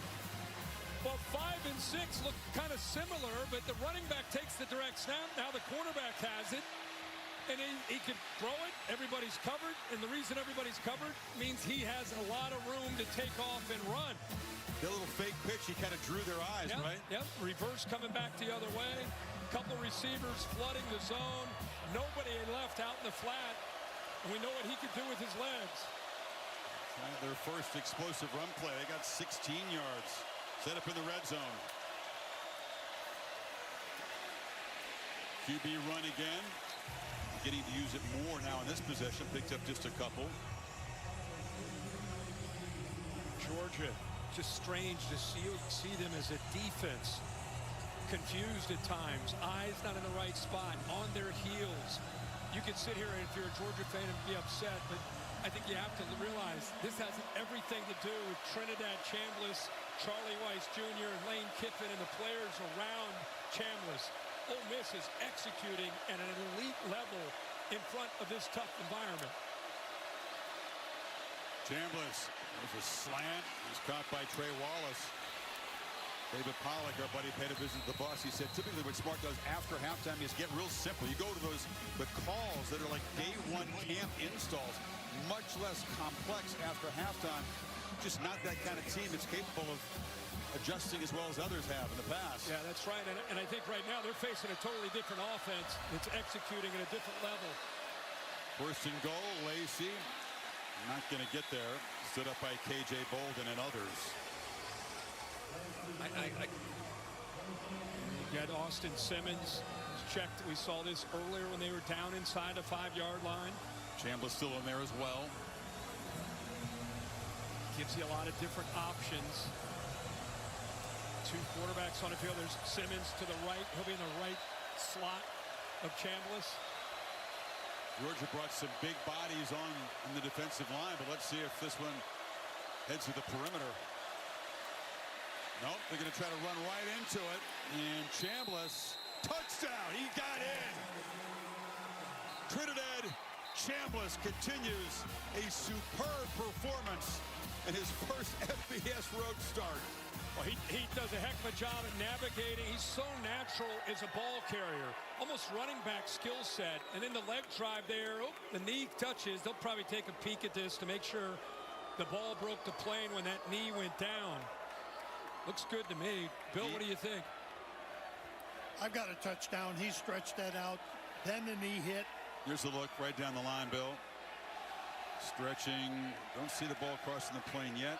The knee is down there. Thomas's body is kind of in the way of it. It looks like it already broke. They are rushing it to take a look at it, but. Oh, yeah, that's a better look. Back it up a little, guys. In the progressive pylon cam, you can just see the ball is in his right arm, reaching across. And did he get it there before the knees hit right? Right there. I think it is. That's the knees up. That's a great look there. You can always count on the progressive pylon cam to show you exactly what's going on there. Although sometimes, even with the on-the-line shot, it can be tricky. Yeah. Last week, I think in the Auburn-Georgia game, got blocked. More than tricky.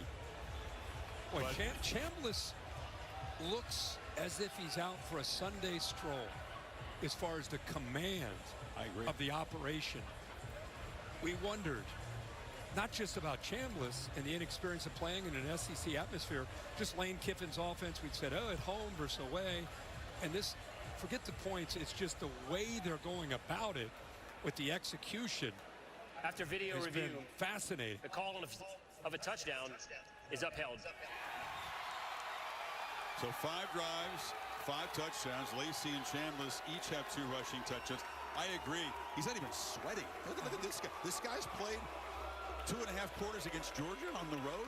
I think it just goes to show you never underestimate game experience. Even at Ferris State, who's a great program, running all the way to the championship level, just that experience allows him to play with his mind being calm now that he's here in the SEC playing against the Georgia defense. Ferris State, school up in Michigan. They beat a school from Georgia to win that D2 national championship. Boston State. Both those games. Being out there in Seattle, Texans and Seahawks. My first visit to that stadium. Seattle playing. Yeah. They're a threat in the NFC West. They're looking good. So, Japan expecting to watch the Dogs respond. Payback. Rebels hasn't happened. Taco Bell Live Mas Student Section of the Year contest. Georgia, certainly great spirit. Contenders for that. But Georgia has been a resilient football team all year. Now you're down 9 against this offense. You cannot afford to squander any possession. Look at the way Ole Miss is playing offensively. Talked about Josh McCray. Rare appearance today. They get the big fella the football. And makes it look easy, picking up 5 off the left side. Remember that game we had in Knoxville? They answered 5 different times to come back to win that game. He won it, McCray. Eventually getting in there. Right. Frazier set him up. You're right. They were down 14-0 to Alabama, fought back. Even though they lost that game, they fought back. And, of course, last week, disaster of a first half against Auburn and came back to win. So it's become a little bit of their personality. Does this feel different, though? It feels different. Absolutely. Doesn't mean they can't win it, but it feels different. Well, they're going to do it the old-fashioned way. They get in the drive with 2 McCray runs and move the sticks. Just an embarrassment of riches this year in that backfield. 5 different guys all bring something a little bit different to the backfield, allows them to stay fresh. Bowens and Frazier most often in that backfield. We see Frazier check back into the game.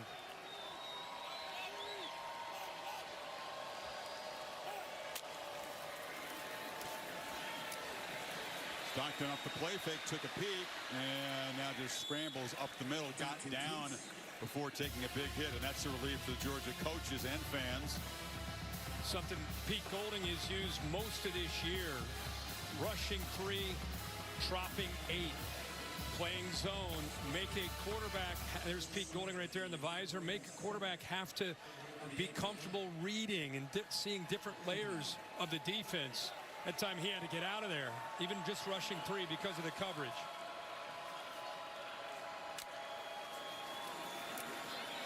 Trying to escape again.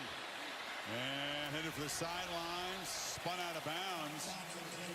Perkins got him, but near the marker. 3rd down coming up. Saw Beanbag come out because that ball came out, and it might have gone backwards. That may have affected the spot. We'll see. Good spot there because he did make it across. Yeah, you're right. The ball is look at that. Punched out. Perkins ripped it away. That should be a couple yards further back. That's why it wasn't a first down. I saw Beanbag come flying out. Yeah, he's in bounds when that ball comes out. Heck of an effort there by Centurion Perkins, who's had a quiet year this year as far as production. He's been dropping a little bit more in coverage. Last year had a bunch of sacks. He has had 14 in his career, but he hasn't added to it this year. Still able to affect the game. McCray, didn't get there. Did not get there on 3rd and 2. And now you said they can't afford to squander any opportunities. I assume you can't afford to punt it away. Yeah, and that fumble is huge, right? Because if that ball didn't get ripped out and pushed him back by a couple yards, this is first down. Now here we are after that effort by Perkins and a good job on 3rd and short. Now here we are at 4th and 1. They got to get right to that 45-yard line. Still 3rd quarter, but it feels urgent. Bowens and McCray, both big fellas in there. No! Yes! There's no way he was going to get out of that.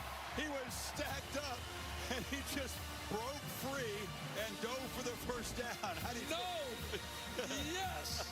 I felt that same thing. That was a great call. The left side of the offensive line got blown up, but McCray, how physical he is. Watch the push. They just blow Georgia up. That forces, I thought that's where Chris said no, and then somehow he's able to sneak out in the back door for first down yardage. Look at those legs. They keep churning. Look at the left. Stay off the ground. He's like 245. And he told us yesterday. He's about 3 feet off the ground. 3 inches off the ground, you mean? He's a touchdown machine throughout his career at Illinois and now at Georgia. But again, we hadn't seen much of him in the first half, so they bring in the big hammer here, late 3rd quarter, and sheer effort. Yeah, that was blown up. Turnover on downs. Ole Miss did their job up front. They won the line of scrimmage, but McCray, just like we saw in Knoxville. Deshaun Womack in to replace Cam Franklin, the starting defensive end, who was hurt on that play. Final minute of this 3rd quarter.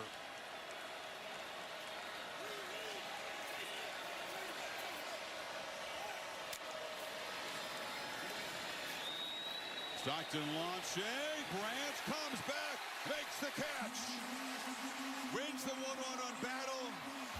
Jalen Braxton didn't turn his head and see the ball. They pick up 26. Put him in a slot, throw the fade, back shoulder. Braxton, who's very talented in his first year over from Arkansas, has had a ton of injuries, and it's another college corner not locating the football and adjusting back on an underthrown football.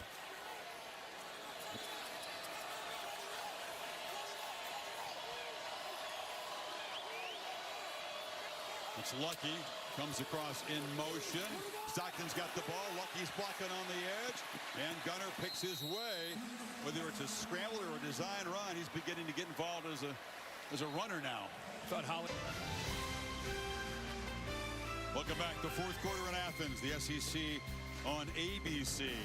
Ole Miss wants to win for the third time in the last 4 meetings, head-to-head against the Dogs. Georgia on the move here, 8th or 9th play of this drive.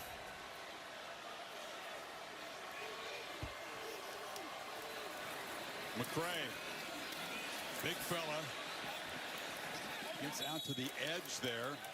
More comfortable going downhill north and south. Gushican stopped him out there. Much better job that time in the interior, forcing him to have to redirect. One of the great ways to slow down a big back like Josh McCray at 245 is make him bounce the ball.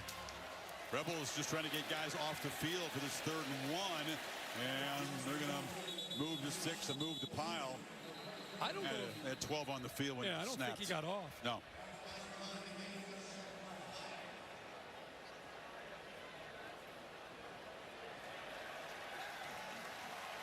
Offsides. Defense. 5-yard penalty from the previous spot. The result of the foul is a first down. Defender trying to get off was on the Georgia side of the line of scrimmage. You got a little bit of confusion. He's trying to get off, but on the end right here, Perkins is lined up there in the neutral zone.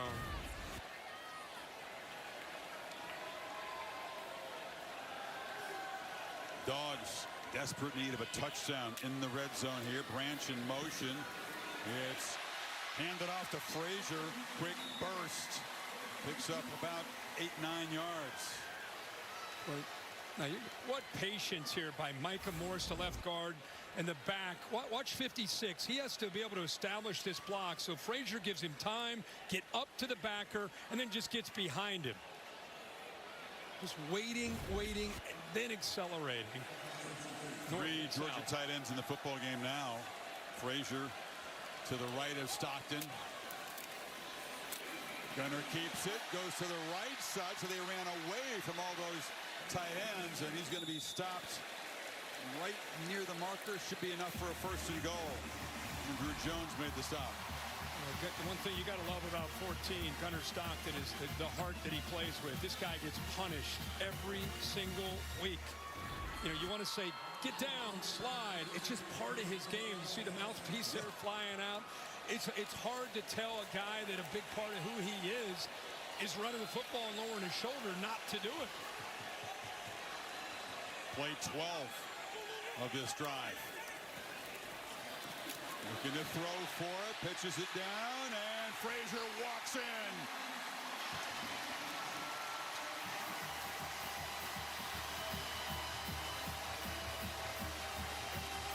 Desperately needed for the Dogs to cut into this lead, which is now 3. That was a great way to finish off a drive for Georgia. Don't forget the effort on 4th and 1 by Josh McCray to keep the drive alive. Without that effort, they don't score. They're stopped. Not normally a receiver. That's the first touchdown pass in his college career that went for a touchdown. Just his 6th catch of the year. Back to a 2-point game. Go back, as we mentioned, this effort by Josh McCray. The high-flying balls come calling. How about these triple headers on ABC? Honestly, I mean, we're fans. How great is it that Vandy, LSU, Ole Miss, Georgia, and then tonight Tennessee and Alabama? Pretty good. And the games are certainly panned out. Trinidad Chambliss, a reminder of where he came from. He goes to Ferris State, didn't have a D1 offer. This is them pummeling Valdosta State to win the championship last year. Made it look easy. You can see he's doing the same things, but now he's doing it against the Bulldogs in Athens. Just seeing him, watching him in those highlights at Ferris State, like you said, he's doing the same thing. The coolest thing is the composure, the poise, right? He's executing. By the way, this is a team that usually averages over 200 yards on the ground. He hadn't gotten a lot of help from his running game today. It's been all him. He's thrown for 262. Looking for more. Oh, it was Daquan Wright running down the seam. He missed him. Holly? Well, I was just listening in as Joe Judge, the quarterback coach for Ole Miss, talked to Chambliss before he took the field for this series. He said, we have to stay on schedule. We don't have to chase plays. Go out there and enjoy this. But right now, behind schedule, this is exactly what they did not want. Missed opportunity there. Wright was wide open. That was a big one. Noisy on 2nd and 10, and it's batted down. Chambliss listed at 6 feet, more like 5'10". He does have passes batted down, and Georgia's very good at it.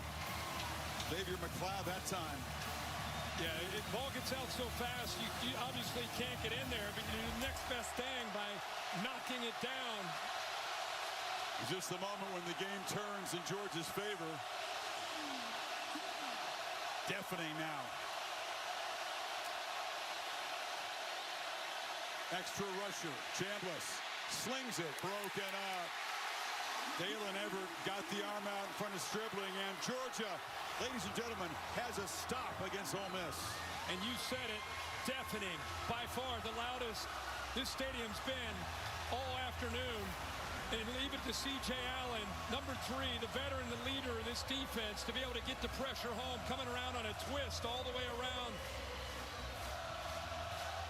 And it's amazing when Georgia's defense can get you to 3rd and long. They can apply pressure. Haven't been able to do that all game. So the very first punt from Oscar Bird, the Aussie. Fair caught by Zachariah Branch. It's 42 yards. So in the second half, each team a couple of touchdowns. Ole Miss stretched the lead to as many as 9. Georgia, that last possession, chipping it away to 2. Lowkey with his second. Went for 2, didn't get it, and then Frazier out of the backfield followed this run by Chambliss. But now you can just feel the energy completely change. That touchdown drive by Georgia, first down incompletion, missed opportunity, and the 3 and out. And the Dogs will continue to pound away. They give it to Dylan Bell on the edge. Bell off and running. Dylan Bell dragged down at midfield. And momentum has definitely swung. No doubt about it. It's been the personality of this team all year long. We talked about how resilient they've been. They just trust in the second half that they're going to play complementary football and find a way to win a game. Long way to go with 12 minutes to go, but like you said, the momentum has definitely switched in favor of the Dogs. Remember that the Rebels defense hasn't gotten a stop yet. Able to force a couple field goal attempts. And this time it's Oscar Delp picking up about 6. Mike Bobo sticking to his guns, having a balanced attack today. Run the football 34 times, thrown it now 27 times. Gunnar Stockton has had a very efficient game. 22 of 27, 227 through the air, and 3 touchdowns to no picks. And neither quarterback has thrown an interception today. Frazier off the left side, broke a tackle at the line of scrimmage, drives those legs, first down and more to the 36. This is, if you're just tuning in, you maybe went to a game today, you're just tuning in, wow, look at this game. This is the drive chart that Georgia's had. Look at that field goal, touchdown, field goal. You'd think, oh, wow, comfortable day for Georgia with 6 drives like that. But we'll unfortunately got to show you the Ole Miss drive chart next. Bowens knocked down. It was all TDs until that last one. I say unfortunately because if you're a Georgia fan, and here's our first punt of the ball game right there. Look at the distance though, Kirk. All 65 and 75-yard drives. Yeah. Look at all these 14, 10, 11 play drives. But they did stop Chambliss at last time, and now Georgia can claim the lead. First time since they led 3-0 after their opening possession. with that condensed formation look with a couple tight ends and Humphreys. Play fake. Stockton scanning downfield. And now just trying to scramble. Has a lot of room off to his left. And he ain't sliding. Dives down. First down at the 25. Got 8 yards there. When you only rush 3 and you drop 8, it's going to be obviously tough to get to the quarterback. They're counting on just a coverage sack, but he's too athletic and has too much ability and potential with his legs. When you go that route, you better keep an eye on the quarterback taking off.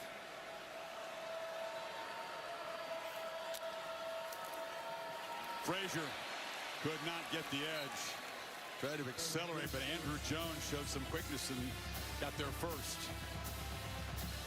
Both offensive lines have played well. You know, we talked Georgia, how they've had so many different injuries this year up front, but these guys today doing a good job of giving Gunnar Stockton time to throw, opening up some holes. It's made a difference to get Ernest Green, the right tackle, back, number 71, Freeling over there on the left side. You're right. Great. Very stabilized, finally, in that position group.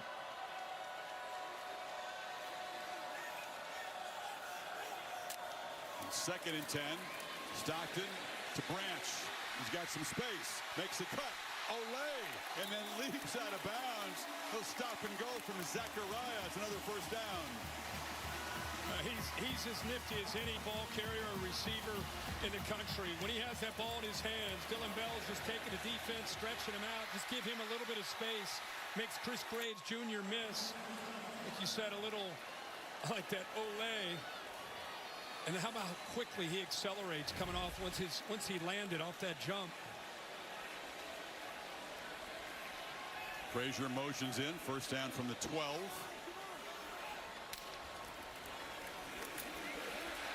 Frazier beginning to just push that Rebels front back. Got 5 more on first down. We showed you the drive chart. You wonder what it does to these defenses. How fatigued are they? Look at Ole Miss. They have hands on their hips right now. These guys are tired. They've been out there a lot. Both these defenses have been out there a lot and without a lot of success. Xavier Harris there. Belly hanging out, trying to find a way to get a stop. This is Georgia running game. Bowen's the back. Fake it to him. Stockton end zone. Caught. Touchdown. Hat trick. Lawson Lowkey.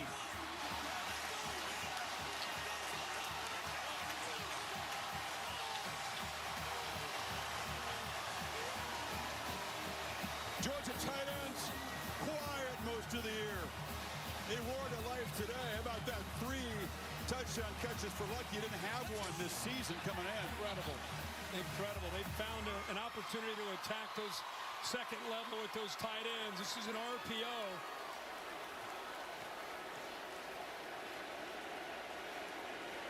So went back and forth. Georgia's last lead, 17-14. This is the 6th lead change of the game. Midway, 4th quarter. And the margin is now 5 for the Dogs.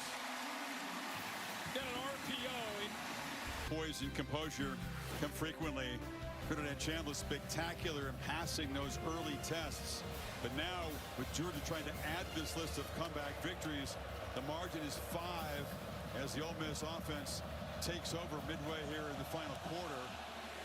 And this crowd really came to life in that last defensive series for Georgia.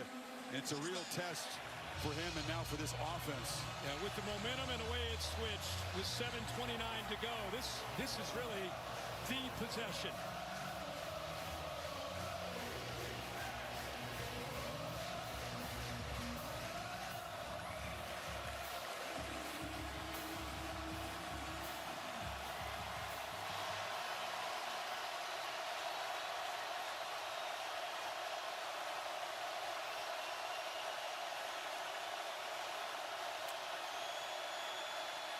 Play fake. Chambliss from the pocket. Checks it down. Lacey is going to be swallowed up and slammed down by Quintavious Johnson. Not much. Go into the boundary. Just not a lot of room there. Johnson, a good job of being out there in the flat. C.J. Allen cleans it up. Boy, they're right in front of the student section, as loud as it gets for Chambliss.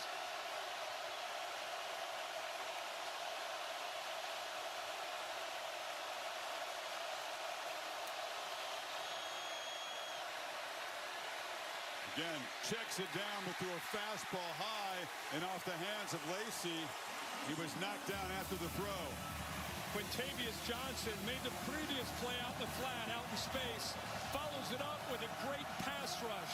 We haven't seen Georgia rush the quarterback all night. They did there. 3rd and 9. Little more touch in the pass, and he had some room, had a blocker in front. Here we go, 3rd and 9.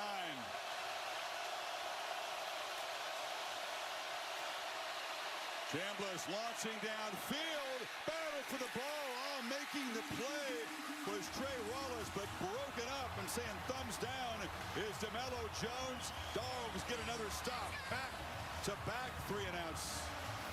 That's man coverage. 3 on 3.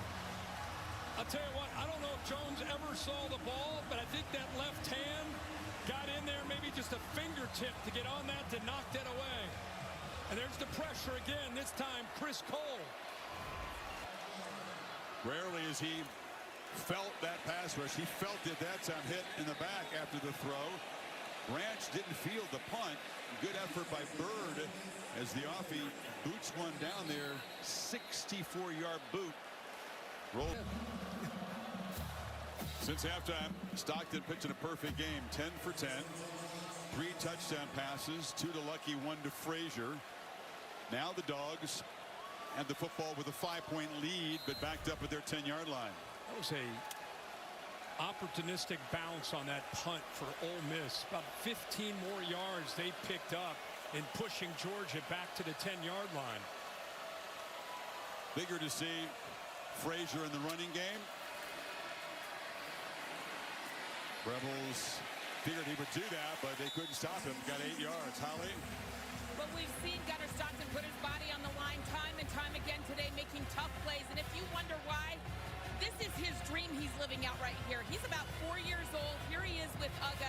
He has wanted to be in this moment all of his life. He started working at 6 years old with Mike Bobo's dad, George Bobo, as his quarterback coach.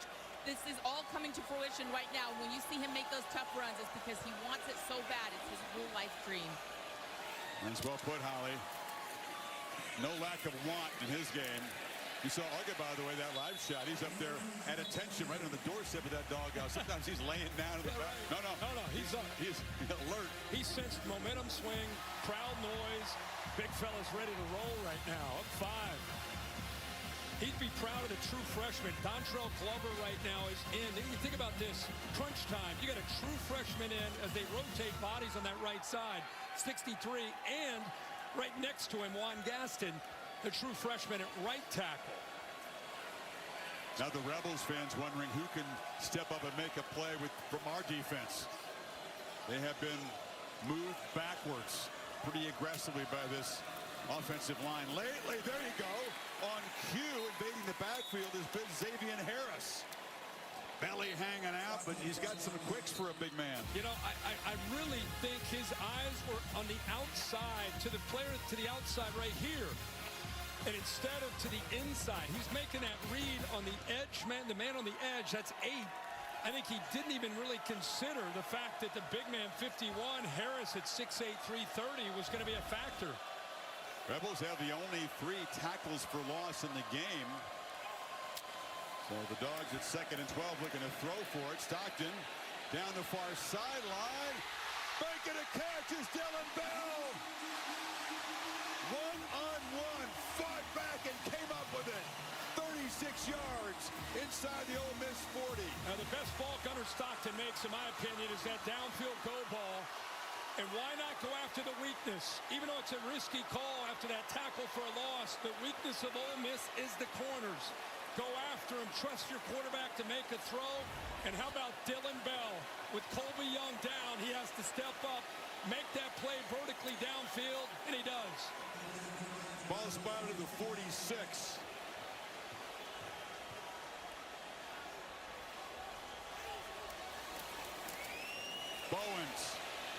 Toss sweep. Old school Georgia. Knocked out of bounds at the 35. Is the field just tilted left to right? It sure Downhill steep. It sure feels this way. It sure feels that way. Look at all the polars. There's Gaston, 73. You already see the receiver Humphreys. Delp getting out there. It's a tired defense. 73 plays. Not to mention they haven't had a stop. So the psychological warfare on the mind collectively of the Ole Miss defense and the physical fatigue, 74th play they're trying to defend.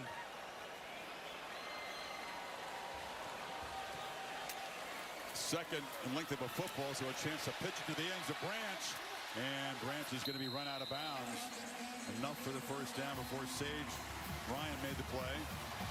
A quick run pass option instead of running it into the middle with soft cushion. Just take it, get it out to the edge. Noticing the clock now for the first time becoming a real factor inside of 3 minutes. Kiffin just desperate to get the football back. Georgia would love to just bleed this all the way out. Look how tired that defense looks. You got the 3 timeouts, you got the 2-minute timeout, and you got a tired Ole Miss defense. Desperation time for the Rebels. It's like a boxer in the 12th round. He's holding on. Right on cue, Frazier, speaking of boxers, makes the move, cuts it back in another chunk. That was a 3-yard loss that turned into a 3-yard gain. That's 6 yards with 2 minutes, what are we, 2:16 right now. This place is feeling it.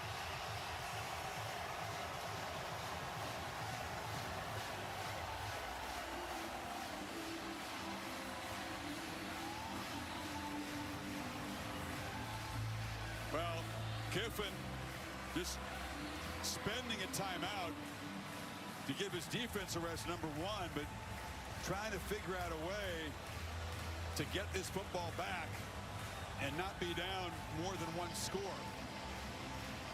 It's going to take everything that defense has to do that. To force this field goal. I mean, Georgia's already looking at, with the 2-minute warning, they get another first down. They can really start to work that clock down.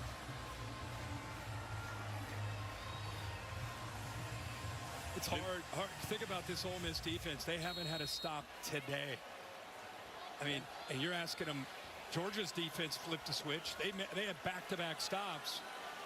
But this tired Ole Miss defense, it's been pushed around up front for this balanced attack. Can they slip and get into the backfield? Tight end stack to the left. Frazier's running it to the right. And going to set up a 3rd and short. And Kiffin's going to spend another timeout here, kind of going all in on this series. He will get a stoppage, as you said, with the 2-minute timeout. But the Dogs need 3 for a fresh set.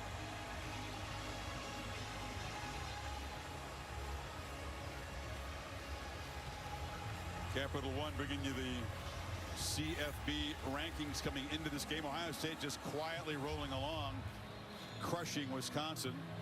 Oh, look at this one down here. Texas Tech trails in Tempe. That is interesting. Early, Oregon down by a field goal at Rutgers. LSU losing to Vandy, and Diego Pavia with a bounce-back game after the loss to Alabama a couple weeks ago. They had a bye week. Look at this place coming to the student section. It's one of those places where it's general admission seating for the students. They're in here an hour and a half, 2 hours before anybody else is in their seats. Completely full. Such dedication and support for their Bulldogs here. Rebels need to get a stop. Georgia needs 3 to keep this punishing drive going. Frazier. No, he's going to be brought down right at the line of scrimmage. That is a big play by Andrew Jones, a backup who's played well this afternoon. And he came all the way from the other side to be able to use his speed and make this play. Georgia wasn't able to get up to him. He's right here. He works all the way across to be able to make this play. See, Georgia's offensive line, nobody can climb. They're all eaten up. Defensive line does their job. And he cleans that play up to force his 4th down. Yeah, Kiffin spent his last time out, Kirk, so he's got the 2-minute timeout in his pocket, but really has gone all in on this series. If you're Kirby Smart, do you send out the reliable Woodring? Do you make it an 8-point game? Do you keep the offense out there with a first down? You need 3 yards would kill the game if you can do it. I think you go, I mean, it sounds great. Hey, let's put them out of their misery the way we played offensively. It makes sense. But I think the safe call for Kirby, you kick a field goal with a reliable kicker, you go up 8, then everything has to work perfectly for Lane Kiffin with the touchdown and a 2-pointer to send it into overtime. So I get this. It makes sense. Stockton out there to hold, as he has done since the days when he was Carson Beck's backup. Very reliable holder. Woodring reliable himself from 42 to make it 3 for 3 today and make the lead 8.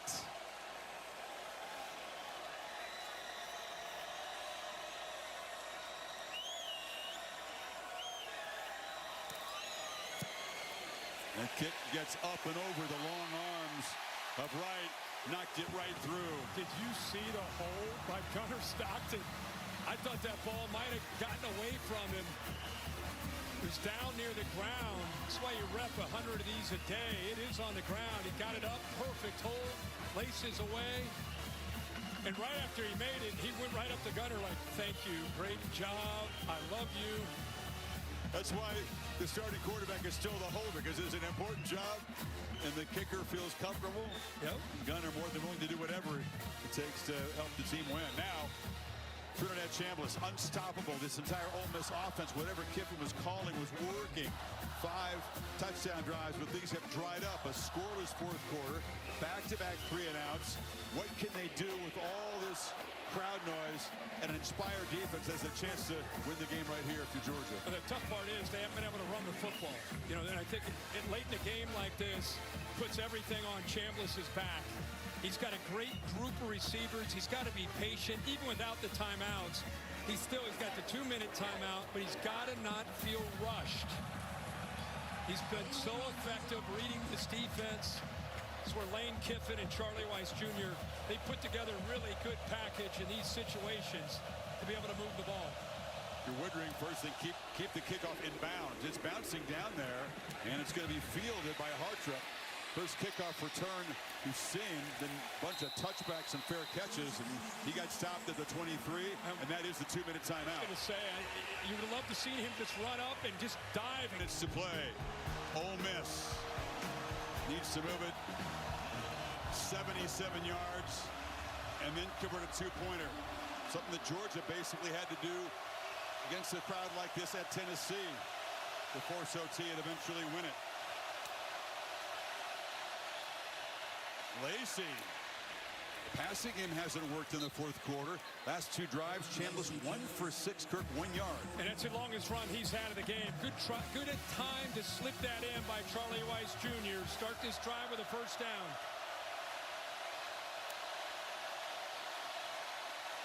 Chambliss across the middle, low and incomplete. Tried to find Wright.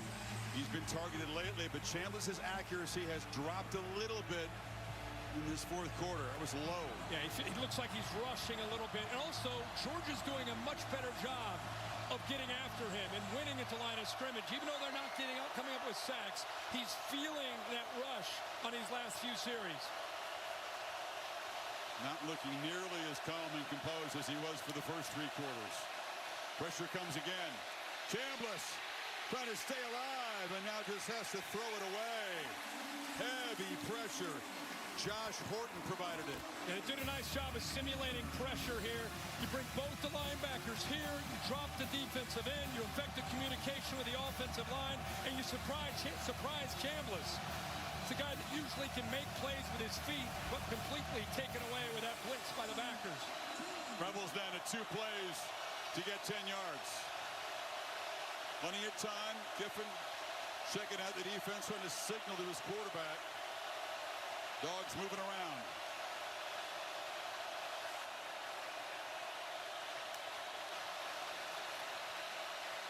Pressure again.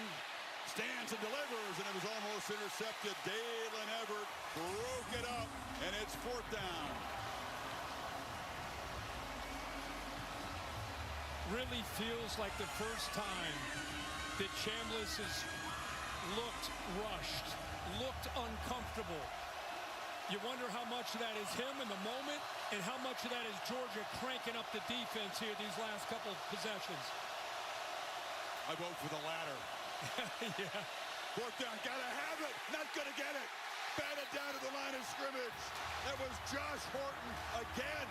Just trying to take over late in the game. And the Dogs are gonna do it again. The most resilient team in college football, the Georgia Bulldogs, did not look good early. They just keep together. They just believe. When you do it that many times, we showed you a graphic, they did it in 24. It's the third time they've done it in 25. The twist right there allows him to be able to get to that edge and use his eyes to time that up perfectly. You have depth. They don't have what they're used to having, but you get a guy like Horton who's fresh. He's flying around as a pass rusher these last couple series. Chambliss, a game effort, really played well. But in the second half, Ole Miss couldn't convert. 1 third down. And Chris, going into today, we had 10 teams in the SEC still alive and still believing that they can get to Atlanta. We were on game day trying to figure out which two teams could get there every week. This is when you start beating each other up in this conference. Finding a way to beat a top 5 opponent for Georgia. So big for their cause and what they're trying to achieve this year. They went from, oh man, another loss at home, first to Bama, now to Ole Miss, to flipping the script and getting out of here with a huge win. They went in, given 5 touchdown drives in a row up to Ole Miss. Punt, and that fourth down stop in the last 3 possessions, shutting out this high-powered offense in the final quarter. Right on cue, right? That's who they've been. And that continues. And for Ole Miss, their first loss has a very manageable schedule, certainly by SEC standards. So their season far from done. They're very much in the mix to head to Atlanta. Yep. But it's the Dogs' day.